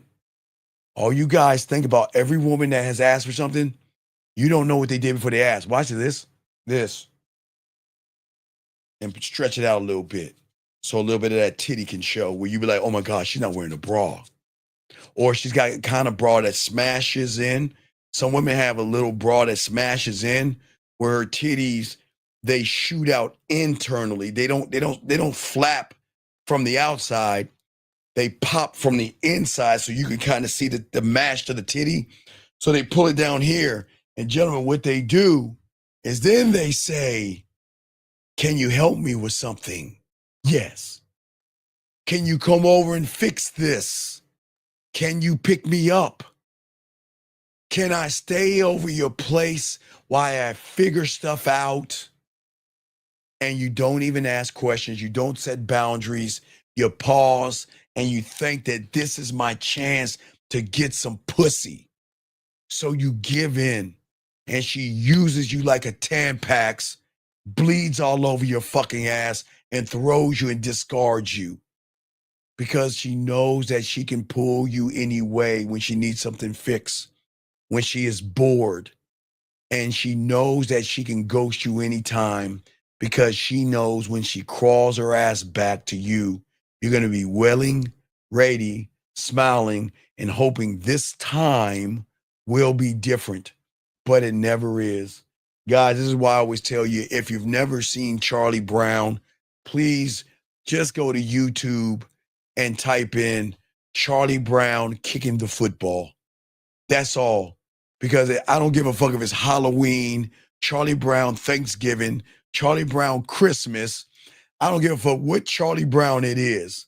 Or fucking Charlie Brown Easter. Lucy is always going to put that ball down and tell Charlie Brown he can kick that motherfucker and yank it away from him. So y'all just got to understand this, okay? And as I say for all you guys out here, this is why women do what they do, because the symptom isn't about one moment. Write this down. The symptom is about the patterns that you have. Okay? What you're saying is, I don't believe in myself. I'm not happy with myself, and you complete me. And until you learn how to say no with no hesitation, they are always going to feel that they're going to do whatever the fuck they want to do with you. Gentlemen, the next symptom that you have, guys, so I always love to use this, guys. So back in our day, in the 80s, they used to have, Michael Myers and Freddy Krueger and a guy named Jason Voorhees at Camp Crystal Lake. And every fucking year, and this is me being a dumbass kid, but this is dumbass kids. We know there's a killer at the fucking place. But it's going to be Friday the 13th, 34. Hey, guys, I don't give a fuck if it's Friday 13th, 55. I am still going to, matter of fact, they're coming out with a new Camp Crystal Lake TV show. And guess what? I'm still going to watch it because I still like watching Jason. But we all know that there's a killer in the camp and everybody knows it. But why am I saying that to you guys out here? Because symptom number 4 is that you guys ignore red flags. All right? You don't look at the signs. You don't want to see them. Guys, I know it fucking sucks. Sometimes you know that, you know what? She gives me one-word messages. She doesn't even talk to me much. She avoids conversations with me. Guys, think about it. Look, guys, gentlemen, listen. I get it. It sucks. But I'm not saying it's bad for you. But we got to be honest with ourselves, okay? And this is not tearing you down. But it's important for me to explain to you, sometimes the answer is right in our face. but sometimes we just don't want to see it because sometimes it just hurts to hear and know something that we just don't want to know about, especially for somebody that we really, guys, you really want to fuck her. Oh, you want to give her all that dick. You want to do everything nasty to her that is known, right? And you just don't want to see sometimes what's in front of you. And sometimes her actions are just telling you over and over again that I don't want to give you this pussy, but you just want to be blind to it because you know if I'm blind to it, then that means, guess what? If I'm blind to it, then I can pretend I have a chance and I can hope that maybe I'm wrong and maybe I don't want to see it for what it is. Okay, gentlemen? And sometimes we do that. And I get it, but that's part of the assumption disease. And that is a part of what you guys go through. And when y'all go through that, it stings. I know it sucks. I know it hurts. I know it bothers you, okay? I know you don't want it, you don't want to see it. Sometimes it sucks when she says things to you. Okay? Sometimes it sucks when she agrees to go out with you, but keeps putting it off, canceling at the last minute. Or she'll go out with you and insist on splitting the bill or offering you polite excuses why the two of you can't get together. And when she's with you, she disrespects you by talking to other people on her phone, looking at her phone. She'll show up late, or when she's with you, she'll cut the time by making up some fucked up ass excuse. She doesn't return your phone calls. She'll lie to you what she's doing because she's avoiding you asking her out. She gives you hints that she's having dinner with her friends or another guy to say to you, I don't belong to you. Sometimes she wants to bring another girl with her to show you, I don't want to be with you. She'll ask you for personal favors and just give you a hug. She'll go out her way to tell you that you're sweet and you're kind and you're thoughtful and you're understanding and you're like a brother to me. And she will do all of these things. And even though she says it, you still believe in your mind that you have a shot at that pussy. And there is, and gentlemen, there's a reason, gentlemen, why your conversations fall flat. There's a reason why your compliments make her feel awkward and creep her out. There is a reason why your presence doesn't create sexual tension. It creates discomfort. And it's not because, guys, you are boring. And it's not because you're ugly. It's not because you're fat. It's not because of your clothes or your height or anything like that. It's because you've been walking to every interaction, not as a man, but as that son looking for his mother. You don't lead with strength. You lead with warmth. You don't challenge, but like mom, you're accountable. You don't flirt with her, but like your mom in that universe I told you about, you soothe. Because all of this unconscious thinking that you have, you don't know you're doing it because you think that that's how you were wired to do those things, gentlemen. You see what I'm saying? For all you young men out there, remember, I get it, gentlemen. When you were young, you remember you learned that a woman's smile meant safety. You know, when you were scared of the dark and you needed a nightlight when you were a child, if you were, you know what I'm fucking talking about, guys. A look at mom's smile, a kiss on your forehead, and tell you everything's going to be all right. It's gonna be cool with you. But you've taken that as a grown man and tied that into a woman. You think her touch means approval. Her attention means value. But no, you never earned it from her. Remember, mom gave it to you freely. Remember that? I told you that. So what you guys do is when you get around women, you don't game it out.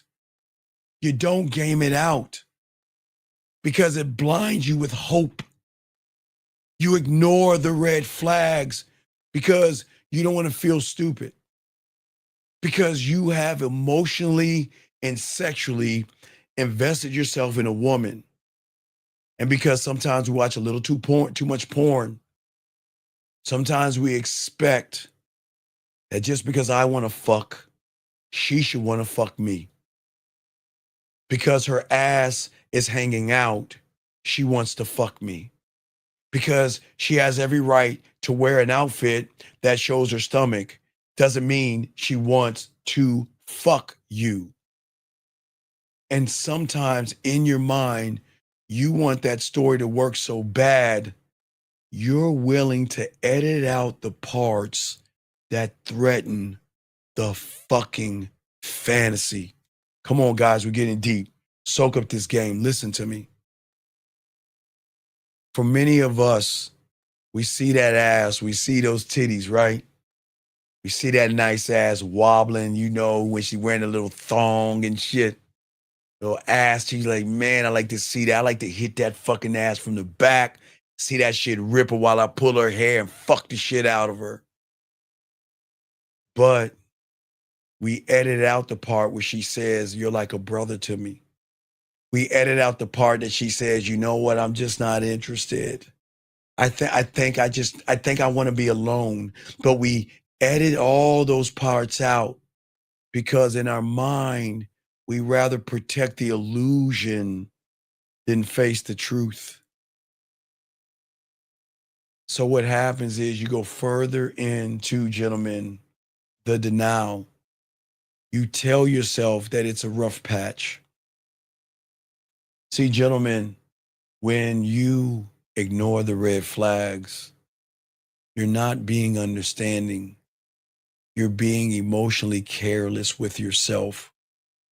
You're putting someone else's comfort above your own clarity. And you're taking a fantasy and you're trying to make it real so bad that you will take everything out that doesn't align to her sucking your dick or bending over. And all you're trying to do is protect the dream at any cost because your dignity is tied into that shit. And what you don't realize is this is how the world picks you the fuck off because they see you as a mark.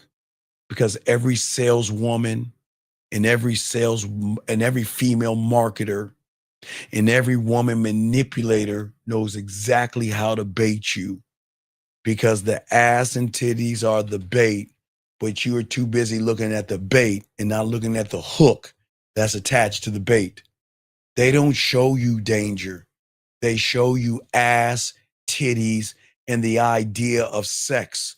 They show you curves. They show you smiles. They show you an idea of what it's like, what it might feel like having a woman wanting me, okay?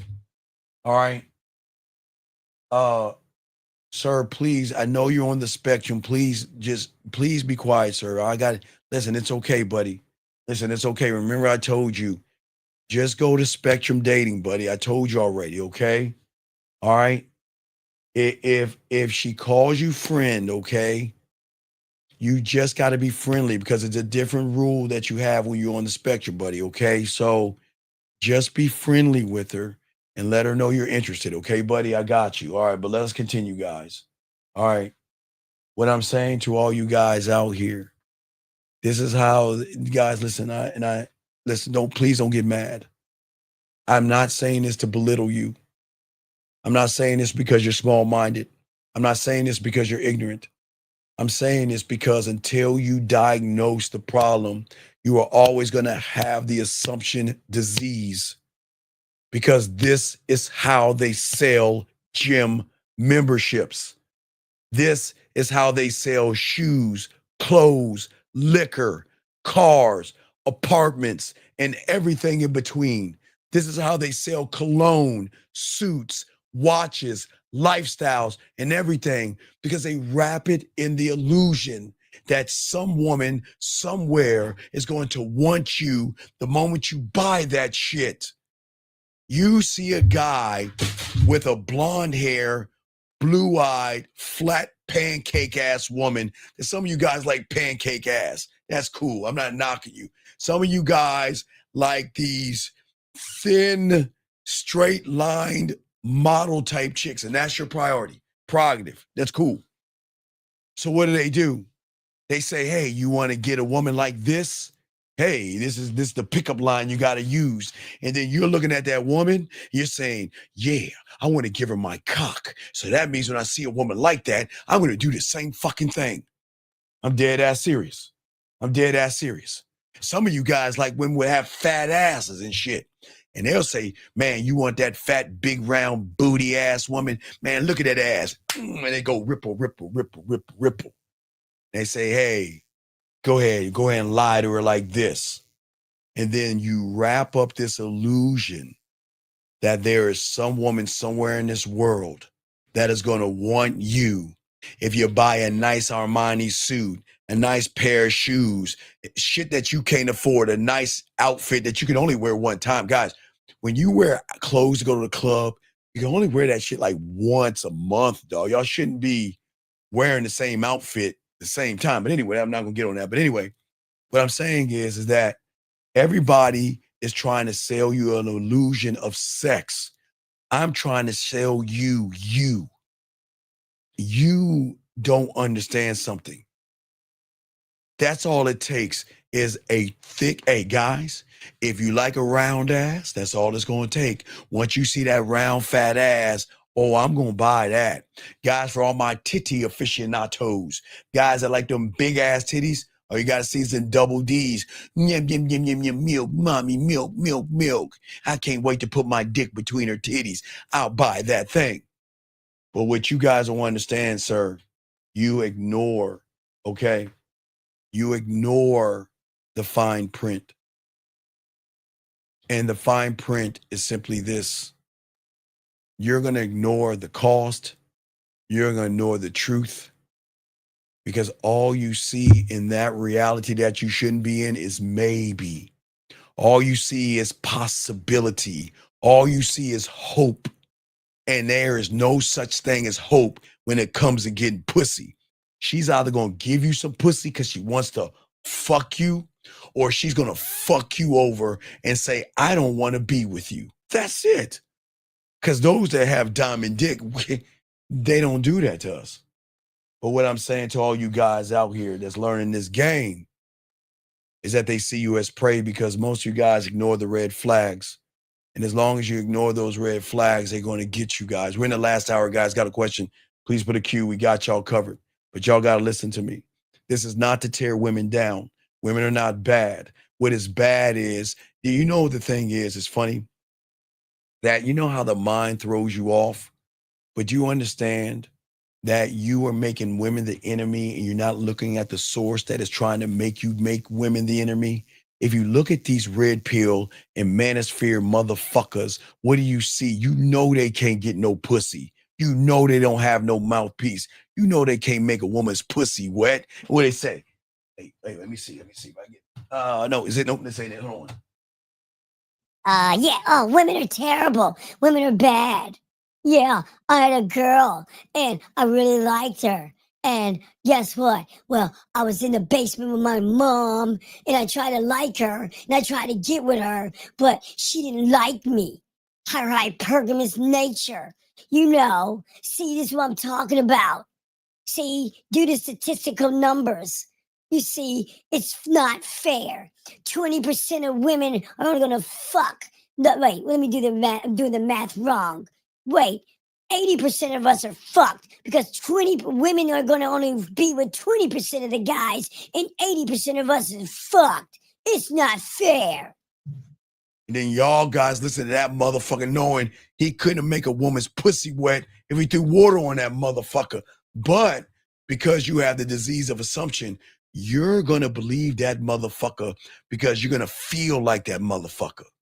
And that's why y'all do what y'all do. Because, guys, it convinces you to mistrust the man in the mirror and replace it with excuses. And gentlemen, let me tell you what happens when a woman runs a game on you.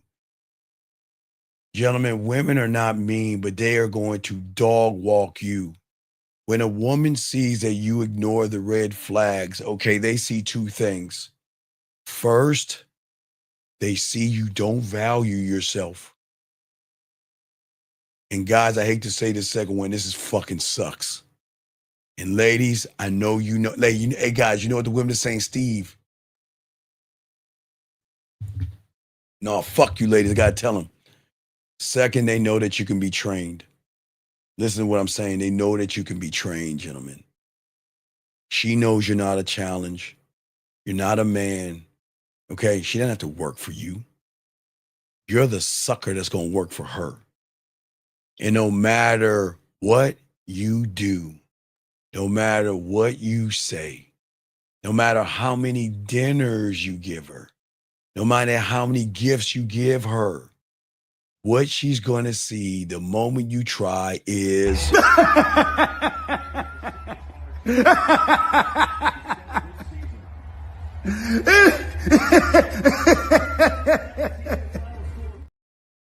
And behind that, it's going to be like, oh, thank you. Oh, that's so sweet. You're so kind. Oh, you're such a nice person. Oh, but look, I can't. My mother's sister's uncle's dog's elf. You know, there's a zombie attack somewhere, and I've got to help my mom. They're going to come up with anything because I told you guys, all of these women are gamed the fuck up and know that or you get yourselves. Hold on, let me get this right here. Let's see here. Let's get to this thing. Okay. Let's see here. Okay. Hey, I appreciate it, but this ain't for you. Peace out, buddy. Good luck to you. Thank you. Let's see here. Let's get that guy out of the room. They said the disease of assumption consists of these. Yes. If you display these symptoms, then you're automatically going to assume all the shit that's going on. Listen to what I'm saying, dog. This is not saying women are bad. I'm saying what you think is fucking bad. Let's get to the next symptom. Get your crayons out. Next symptom. Jesus Christ.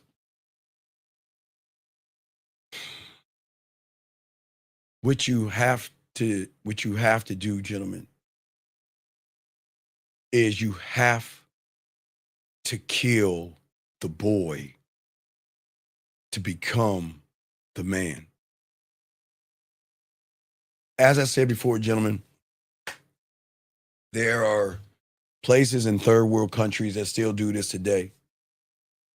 They used to do it all the time, but you know, the world has changed on us. And as I told you, you will have a young boy that is handcuffed to his mom. And around 7 or 6 is when the head of that master of that third world country, that world that y'all don't know about, is going to look at the mom and say, it's time. The mom knows it's time. And the mom knows it's that time that we have to cut that umbilical cord in.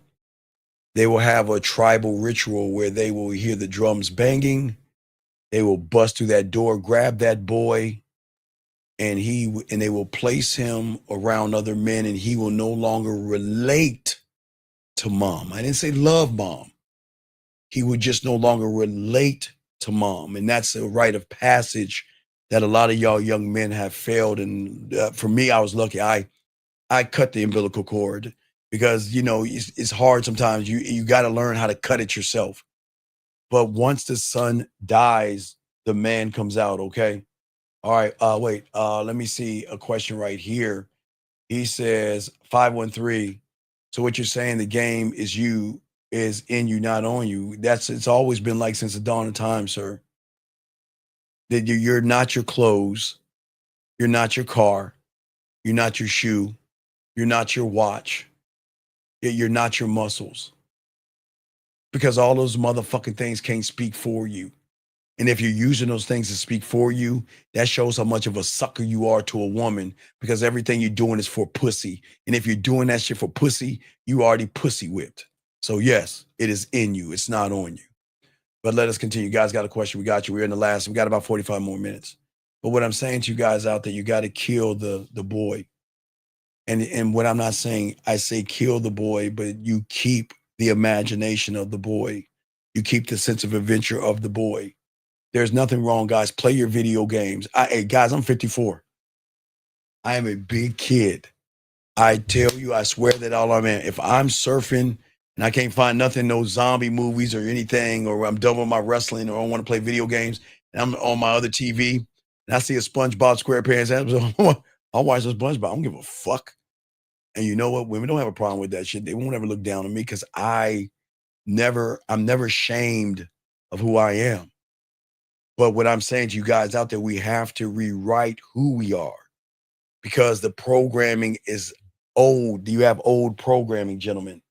Okay. And what I'm saying to all you guys out here, what is very important is that women need to see the man in you and not the boy or the child. And once you can start reading between the lines, you stop falling for surface level signals. When you become that man, you'll be the something that she wants to invest in. Okay, she is not going to ask you for dinner. She's going to want to cook for you, because a lot of these women, they want to fuck. But let me get this call. 559. What's your name, sir, and how can I help you? Hey, Steve, it's Rugine. Yes, sir. How can I I help have a you? text from a woman. All right, what you got, dog? What you got? What's up? What you got? She just says that I asked for a photo, and she said I don't really like taking pictures. All right, and hey, what's the way? All right, hey, what do we say? It's cool. Take care. There you go. That's my dog. Hi. No, because, and if she send that to her right now. I got 45 minutes. She asked you why? Because I don't like to waste my time. Because I'm not asking for your butthole. I'm not asking to see your nipple. I'm not asking to see your clit. All I'm asking you to do is the thing that these fucking women do every goddamn day, gentlemen. Every day, they're on their phone. Right? And if a woman says, look at my IG, we don't take sloppy second photos, you tell her, send me original or don't send me anything at all. Guys, never accept a sloppy second photo that she takes and hands out to everybody else. Fuck that. We're not doing that. Remember that game, young man. You tell her ass right now. Say, hey, it's cool, take care. And then if she replies back, now watch, they're going to do one of two things. She's going to put a question mark and want to ask why, and then we'll give her some answers. Or she's going to like what you're saying, and it's going to show you she was never interested in the first place. All right, big dog? Okay. You got this, dog. Yeah, I'll remember that for next time. I know. Do that shit right fucking now. And I'm going to be on for like 40 minutes, and let me know, okay? All right, yeah, for sure. All right, get this game. All right, let me know, man. Peace out. Yes. 610, what's your name? What's your question? What's up, brother? 610 going once. 610 going twice. All right, call back. Anyway, guys, lines are open. Let's get this, guys. What I'm saying is that I know you guys used to get excited off of hope, off of the thought of getting pussy, feeling like you're close to getting pussy. Okay? But you have to stop getting excited off of hold on, 610, what is your name and what's your question? Yeah, sure. All right, what's up, man? The question, what's up? Yeah, the question I had, you were saying something about that, you were saying something about like the ignorance and how it can be used. Yes. it could be used by a woman to manipulate, because we're using the old Your old program, system. yes. So yeah, we're using the old system against the woman, right? So is it the fact that it's getting manipulated because we want to fuck, or it's because we're using the old system? No. This is what I don't think you understand something. Wanting to fuck has already been on the table. See, you guys don't understand women 101. It's not about wanting, it's not about if you want to fuck. They want to see what kind of a dumb fuck how bad do you want to fuck? Now, okay, listen, not that you want to fuck. How bad do you want my pussy? I'm going to say it again, guys. Gentlemen, they already know. Hold on, guys. Wait a second. Guys, I told you I was gonna give the ice cream and the chocolate cake. I didn't have that. But ladies, please, ladies, take a moment. Ladies, please take a moment and go downstairs and get some ice cream, get some chocolate cake, take a rest break, go wash your face and doll yourself up for me, baby girl. Give us a second. Let me talk to these guys for a second, ladies. Just take a moment. Look, let me tell you about these fucking women. Not only do they know that you want to fuck, and the question is not only how bad you want to fuck, but my brother, these fucking women know when the breakup is going to happen. Did you hear what I said, Shy? They already know what you're going to do, how you're going to do it. They already know that iPhone 17 or whatever that shitty phone that's new shitty phone that y'all have. Oh, it's in my grasp right now. Oh my God. I get a new weave, new mascara, new nail polish. They already know everything that is going to happen. You see what I'm saying? So you already know? Yes. Remember, it's not that you want to fuck them. How bad do you want the pussy? Look, the moment you look at, okay, do you know women feel heat on their ass when they walk by you? They know you looking at them. They know you want to fuck. Hey, good morning, Susie. She knows you want to fuck. Hey, let me get that for you. Let me reach and get that for you. Oh, she knows you want your dick between her titties. She already knows you want to fuck. The question is, Shy, how bad do you want to fuck? How bad? That's it. So is she sitting back and watching, or she's doing things to see? Oh no. She's no. She's not doing anything. She doesn't have to do everything. She's already controlling the board. She's doing everything. Guys, I don't think y'all understand your opponent. Again, they will act like a damsel in distress. They will act ignorant. They will act stupid. They will act, man. They already know your story. They got you. Okay? Does that make sense? Yeah. So if they already know my story, so what's the point of acting? That's why you shouldn't act. Oh, you mean what's the point of them acting? Yeah. Well, let's look at it. Who's acting first? Me. Wait, I can't hear you. Who's acting first? Me. Right. Not only you acting, but what is the script in your head? Because she's got a fat ass, oh, she should fuck me script. Because she's got some big titties, she should go ahead and suck my dick. Oh, because she has a nice body, she should bring her slutty ass over my house. She doesn't know me and let me fuck the shit out of her and nut on her. But wait. What do you mean wait? Don't you understand? You have to get to know her. Oh, let's disregard that. Hey, hey, remember I said, Shy, we want to create the fantasy in our head. Let's forget the script let's cut out the fact that we really have to get to know her. Let's cut out the fact that a woman with common sense is not just going to blindly go to our place just because we wanted to. We got to cut that out the script.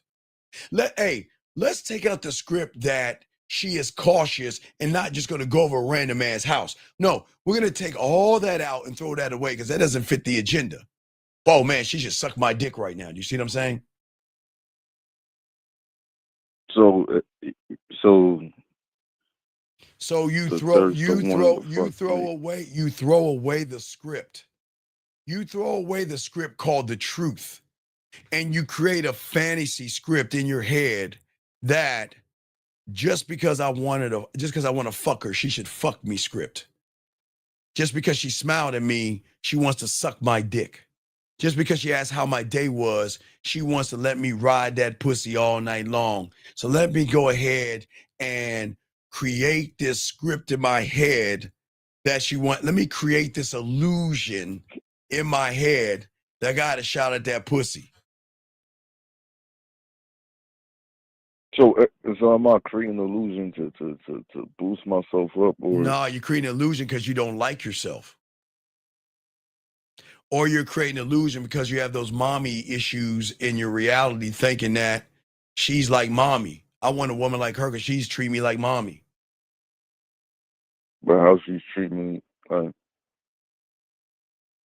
sorry? Wait, but how she's treating me if I'm just me and her? How she's treating my mom's just like, No, what I'm saying is you walk up to her and say, how you doing? My name is Shy. And she smiles at you. See, just a smile. Just a smile. And a light giggle. You think she's ready to spread her ass cheeks and let you hit it from the back. You think she's actually giving you a signal that she wants to fuck you. And all she is doing is being polite.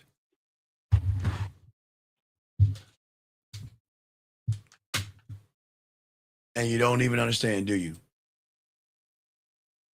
yeah, but the reason why I'm saying but because sometimes it'll put you in the motion of when a woman's actually. All right, so let me read something to you real quick. I'll just go through a few of them. I don't make fun of this. I'm just gonna read this. Okay, I'm gonna give you some things I saw. Article I want to read to you. Okay, so I'm gonna read to you what's happened to some of these women right here in 2015. Okay, this woman right here had a guy that was obsessed with her. She turned him down. Just said no to him. While she was walking out, he fatally shot her. And now, let me see, she was in critical condition.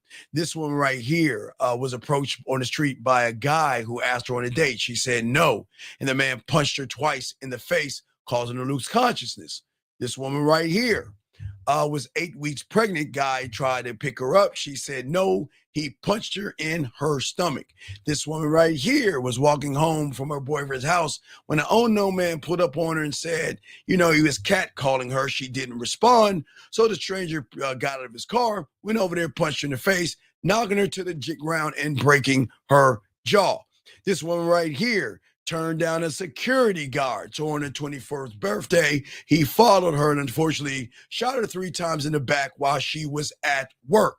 This woman, 23 years old right here, said no to a guy. He hit her so many times, she lost consciousness. This woman right here, 29, ignored the advances of this guy right here who approached her at a bar. While she went outside and go home, he followed her and shot her in the chest. So what I am saying to you, Shy, I'm not saying that is you, but these women are on edge. They just can't say no to you, motherfuckers. So instead of saying no to you, Shy, they politely say yes so they can get you the fuck out of their faces.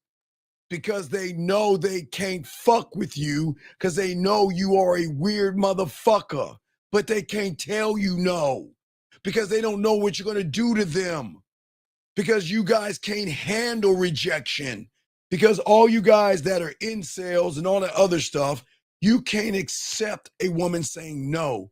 Because getting rejected from a woman is like being rejected from your mother because of the shit that I was saying before, Shy. So women politely will take your information and politely say, okay, we'll see how it goes. And then they say, no, I'm not interested, because they don't know what the fuck you're going to do. Do you know how many women, again, Shy, this is not hyping women, I'm just being honest. This is why women don't give you their numbers.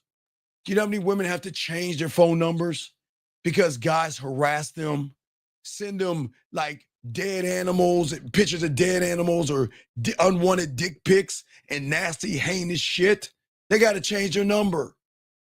Because the guy comes all smiling. Hi, how you doing? I'd love to take you out. Oh, why don't you want to go out with me? What? I'm not good enough for you? You see, they don't need that shit, Shy. So women are on edge because you guys are the most disingenuous, fucked up in the head because you can't accept no. And because in your head, Shy, you actually believe that she wants to fuck you because she smiled at you or asked you how your day was or said that shirt looked nice. And she was just being polite. But then you know, okay, well, I'm at the gym minding my own business. You're trying to talk to me. I got to be nice to you because I don't know if you're going to fucking follow me in the fucking parking lot. I don't know what you're going to do with me, but I probably have to cancel my gym membership now because you're probably going to fucking follow me around. But y'all guys don't think about that shit. Y'all don't understand that shit. But this is not me saying that you're bad, Shy. You're not a bad person. It's just that she had bad situations. And because of her bad situations, all y'all guys in the room, I'm not saying that's you guys. I'm saying motherfuckers outside of this room have fucked it up for you guys, where women are cautious, not because of you, Shy. You're not a bad person, Shy. But what's going to make you bad is you better get that she wants to fuck me out of your system. Gentlemen, women don't want to fuck losers. Because if she fucks a loser and she gets pregnant, what do you think she's going to birth? A loser. Mommy, your boys don't want to play. Hit you. Mommy, the boys don't want it. She's gonna be like, God damn. Oh, fuck. She doesn't want a sissy duckling, dog. So she don't want to fuck with loser because sometimes they think we'll get pregnant. Like, fuck, man. God damn it. So just be careful, guys. I'm dead serious, man. I'm dead serious. So what I'm saying, Shy, is that when you learn the game, you change everything. Because low self-esteem, Shy, doesn't look like you don't have to be curled up in the fetal position in a corner, okay? All right? You don't have to be depressed. You don't have to be silent. And you don't have to be broken.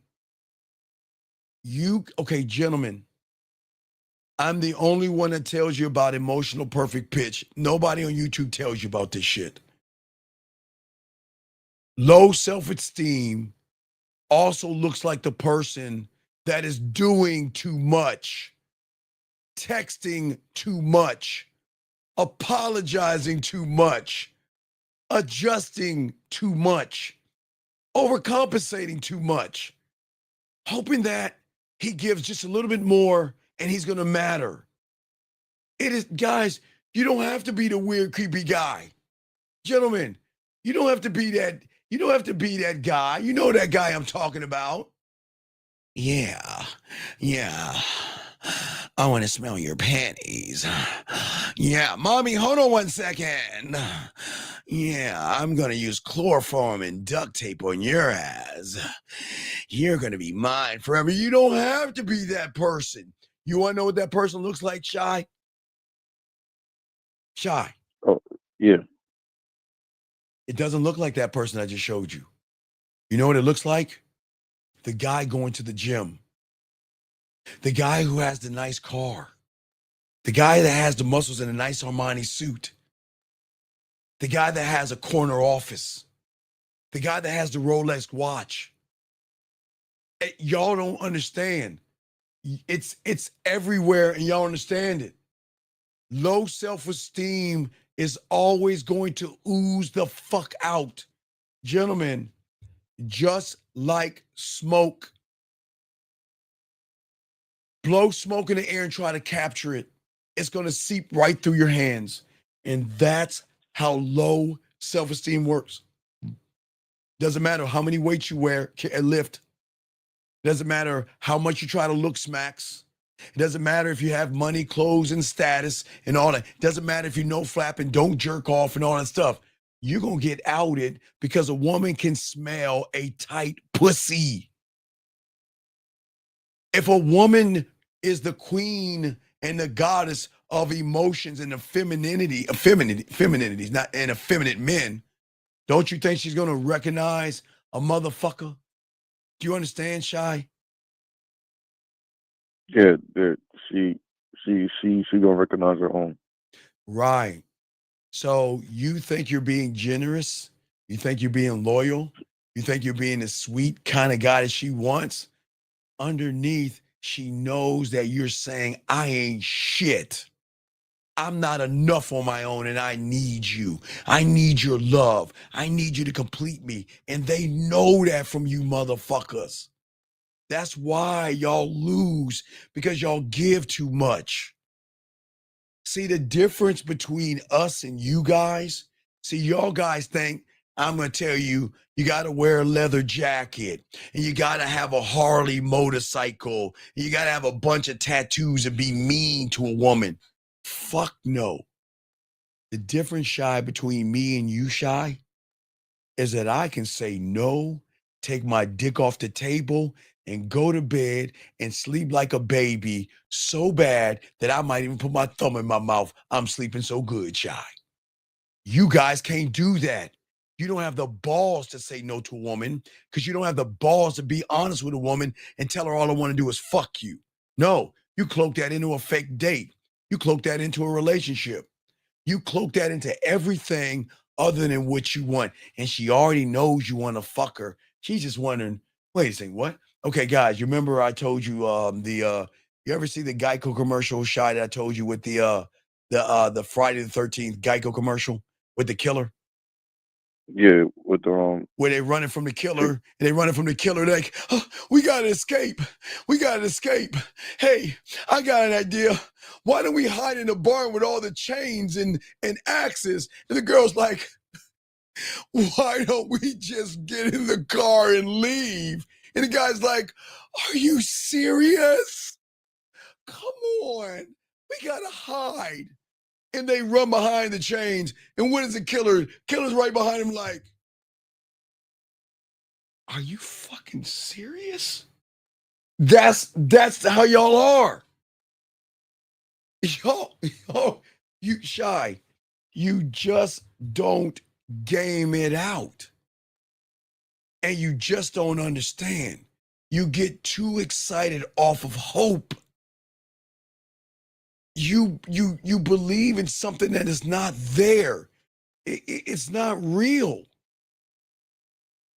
It's not real, Shy. You understand that? Shy, look, I'm gonna tell you this, Shy. Unless, okay, Shy, there's something in every woman that has a trigger that says, I don't give a fuck who he is. I want that dick. That's true, Shy. But Shy, y'all ain't that motherfucker. Cause Shy, have you ever seen a Grown-Ups? Guys, have y'all ever seen Grown-Ups? You ever see Grown-Ups, Shy? Oh, the movie Grown. Oh yeah. Okay, so you remember? Okay, Shy, you remember that guy at the pool with the Speedo, walking around the Speedo with the muscles and shit? walking in slow motion and shit, right? Remember he's walking in slow motion in the pool, and the women were like, "Ooh, God, ooh, I want to fuck, ooh, look at, ooh, girl, look at, ooh, look." And he was walking in slow motion, right? Shy, right? Yeah, yeah. They wanted to fuck him, right? Until he opened his mouth. Hey, ladies, how you doing? Wait, what's going on? Why are you laughing at me? Wait, stop laughing at me. Stop laughing. You're laughing at me. That's what I'm saying. Just because it looks good doesn't mean it drives good.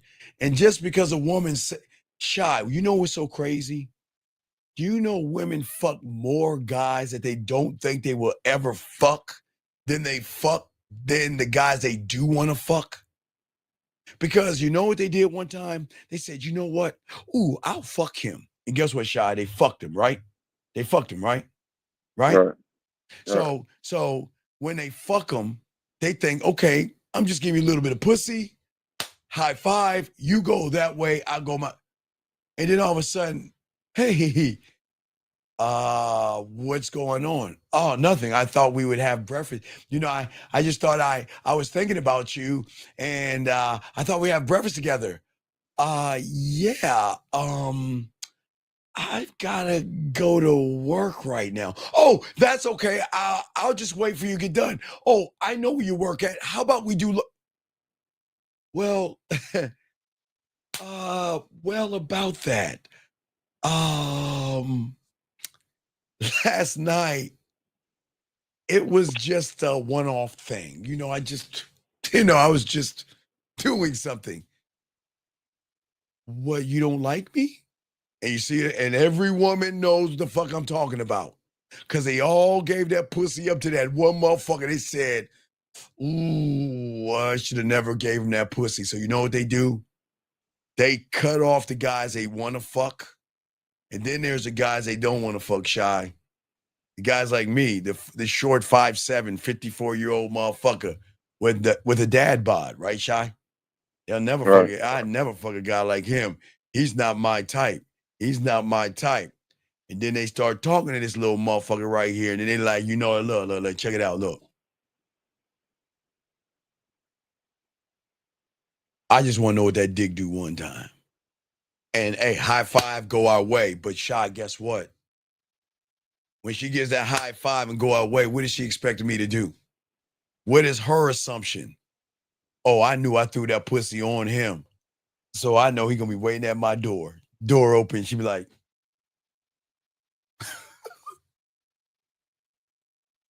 Ollie Oxen, where is he at? Oh, that's okay. You know what? Hey, Shy, I know he's blowing up my DM. Let me go to my.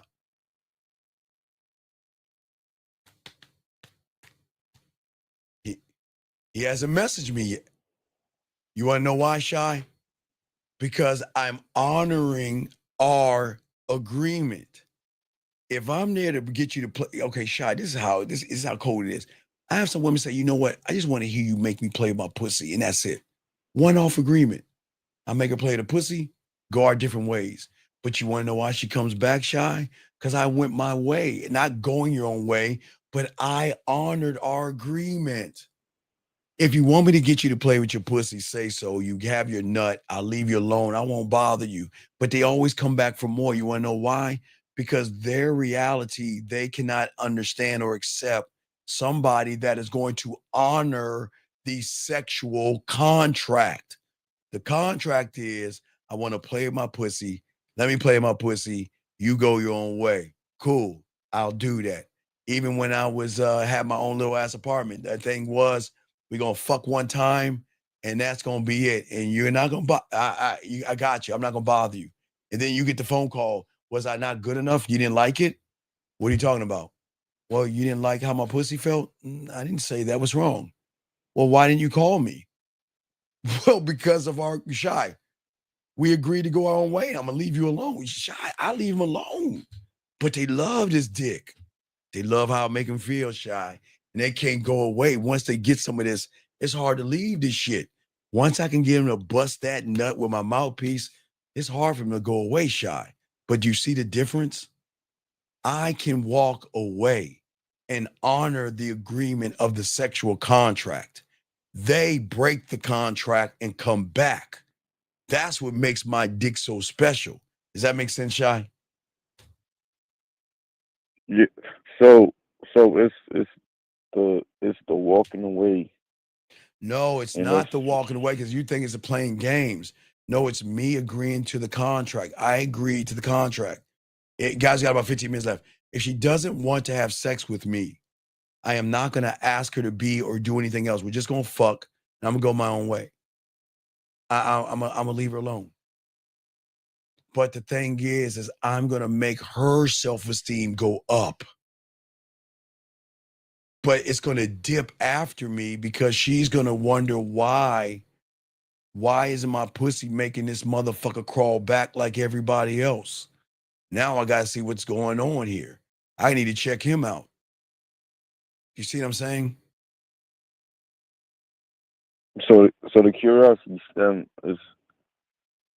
curiosity stems from number one, that I've got a skill, okay, that I learned when I was 9 years old as I'm a student of the game still. The one thing not only I have over you guys, I have a mouthpiece. I know how to make a pussy wet. I know how to make them come. I have a sense of adventure. You know I can shift it from single to smooth, romantic, kinky, sexual, dirty, nasty, naughty.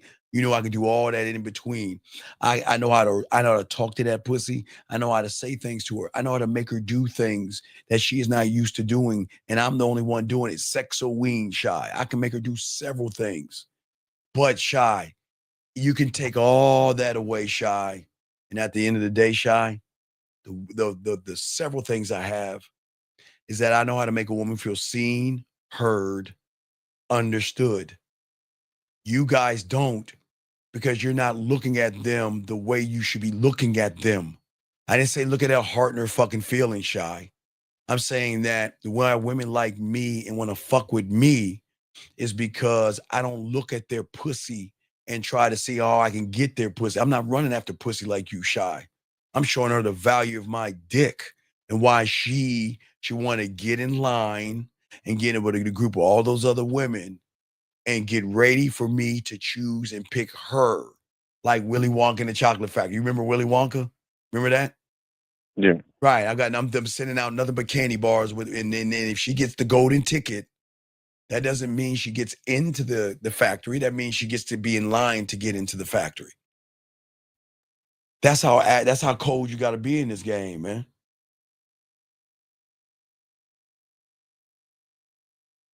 So cold enough. Right? Cold enough, Shy. This cold enough to a woman, and I've had several of them do this throughout the years, but it's nothing. They will take my voice and put it on autoplay over and over and over and over again and play with their pussy. They will send me an audio or a message, say, can you do me a favor? Can you send me a recording? Just a 5-minute recording, and just keep saying my name in different ways. And Shy, I do it, and I tell them, I won't even bother you. Here you go, for free. Shy, it's just the requests that I get, or you just won't believe how crazy they are. But I'll do it. I have no problem doing that. You remember years ago I used to say, look, you remember I told the ladies, if you want a sample of a sex audio, a masturbation audio, hit me up, send me an email, send me a photo, let me make sure it's you, and I'll send you a masturbation audio. You know how many women hit me up for that shit? Then they're gonna make demands and shit. Like, oh no, we can't do that. I just send you something, but I'm not gonna. You ain't worthy for me to to make a special audio for you. Yeah, I ain't doing that shit. You see what I'm saying? Right. So it's you got a line because you build your factory, your Willy Wonka factory. Well, yeah, because my factory is pure pleasure. Remember, Shy, you guys just want pussy. I want to fucking conquer. And I don't think you understand. I just need to know what your deepest, darkest, dirtiest fantasy is. The one that's so, it's locked up deep down. And once I know that, Shy, what do you think when I add flavor to that? What do you think what happens if I add the drug of me on that motherfucking deep, dark, dirty, naughty, filthy fucking fantasy that she has? Yo, turn it up. Oh yeah, she gonna lose her fucking mind.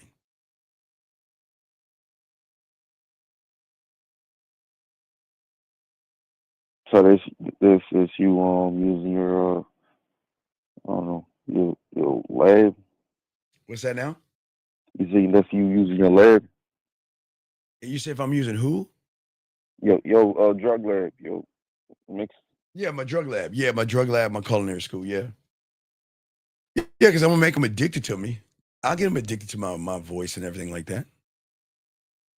I laugh when they say, you know what, I masturbate to you, or I've played with myself before and come. You know, shy. I'll never know how many have done it and who are still doing it because they won't tell me because their pride and ego won't let. Because they know they's like, I'm not gonna blow up your head and I'm not gonna tell you, but just know that I have. Okay, that's all I need to know. I have not offered the dick a date or anything, and you're playing with your pussy to my words. Do you know they'll listen to my? They'll say, I'll play your poems, and I'll make it like I'll think in my head that you're actually saying those things to me, and I'll play with my pussy and come.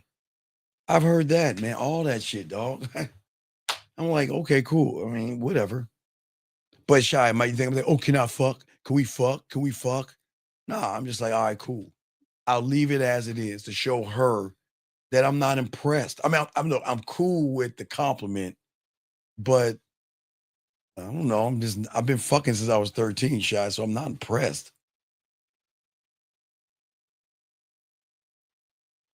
So when you're having like thoughts,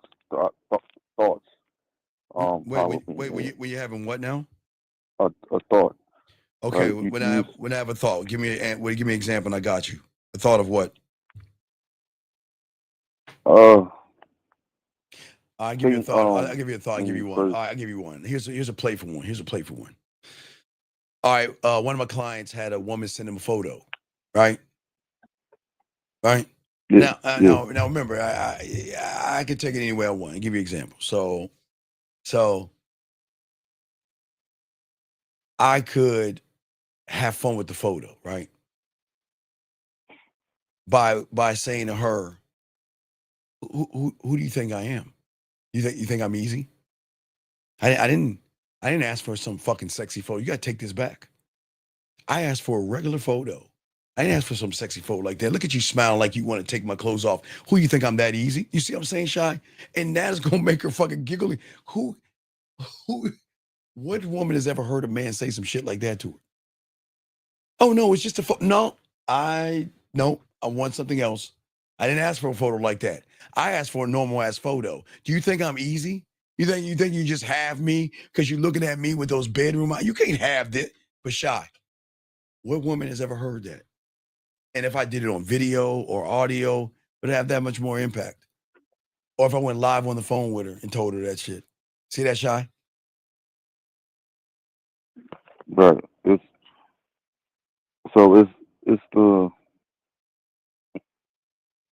the control.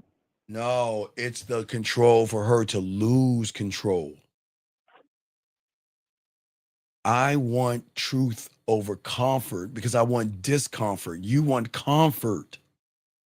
Think real quick because we only have like 7 minutes.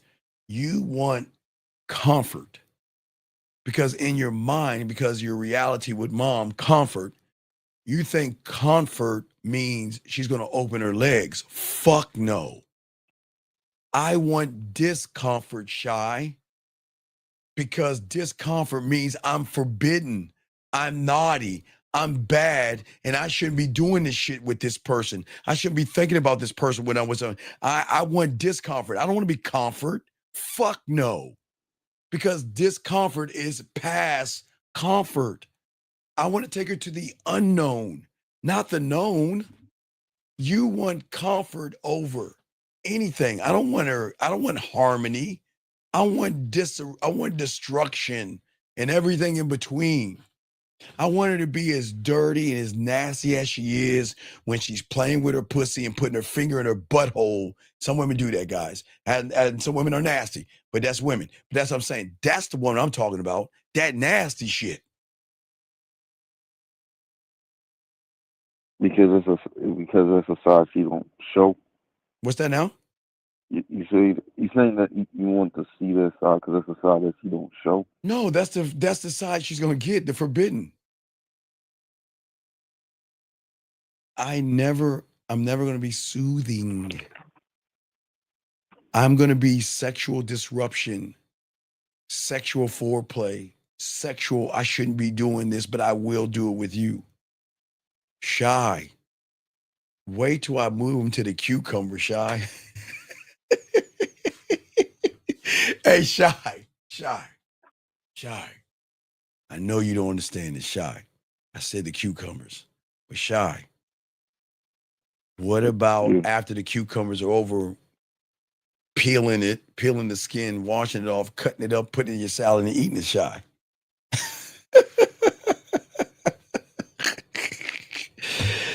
Oh, I'm just bad all over, dog. I'm bad. I'm a bad person, man. I'm a bad motherfucker, Shy. It's Shy. I'm just bad. I'm naughty. I'm just forbidden. See, that's some forbidden shit. But you know what a woman on the surface say, oh my God, I would never do that. But she goes home and puts a butt plug in her ass. You see what I'm saying? Oh, I would never do that and put a double dildo in her, one in her butt, one in her pussy rubber. So guys, please understand. From the surface, a lot of women be like, I would never do that. But guess what, Shy?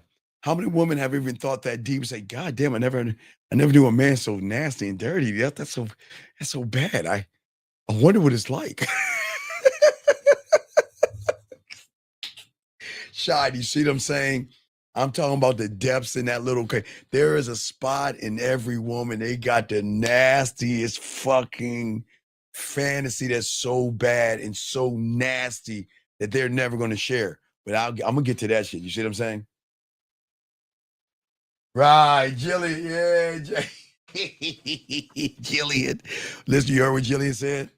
She said she will forever, she said forever think when she's eating a salad. Who you think she's going to be thinking about, dog? Whoever introduced the idea. Yeah, you go, motherfucker.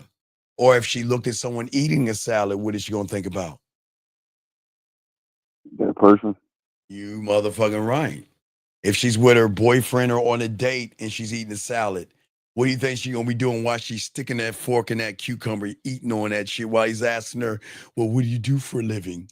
And when was your last boyfriend? Once you be eating that mother, like, damn, I sure miss how Steve used to make me fucking put this shit in my pussy, man. I wonder, you see what I'm saying, dog? Oh, there's so many levels and doors, Shy. That's what I'm saying, man. There's so many levels and doors to this. And guess what? A lot of women out here, Shy. You know what the worst part about women that they don't even know? Shy. They actually think. Now, Shy, watch this. Every woman has that trigger. They know how to make their pussy come, right, Shy? They know their bodies, right? Right. But you know the saddest thing about all these fucking women that they don't know?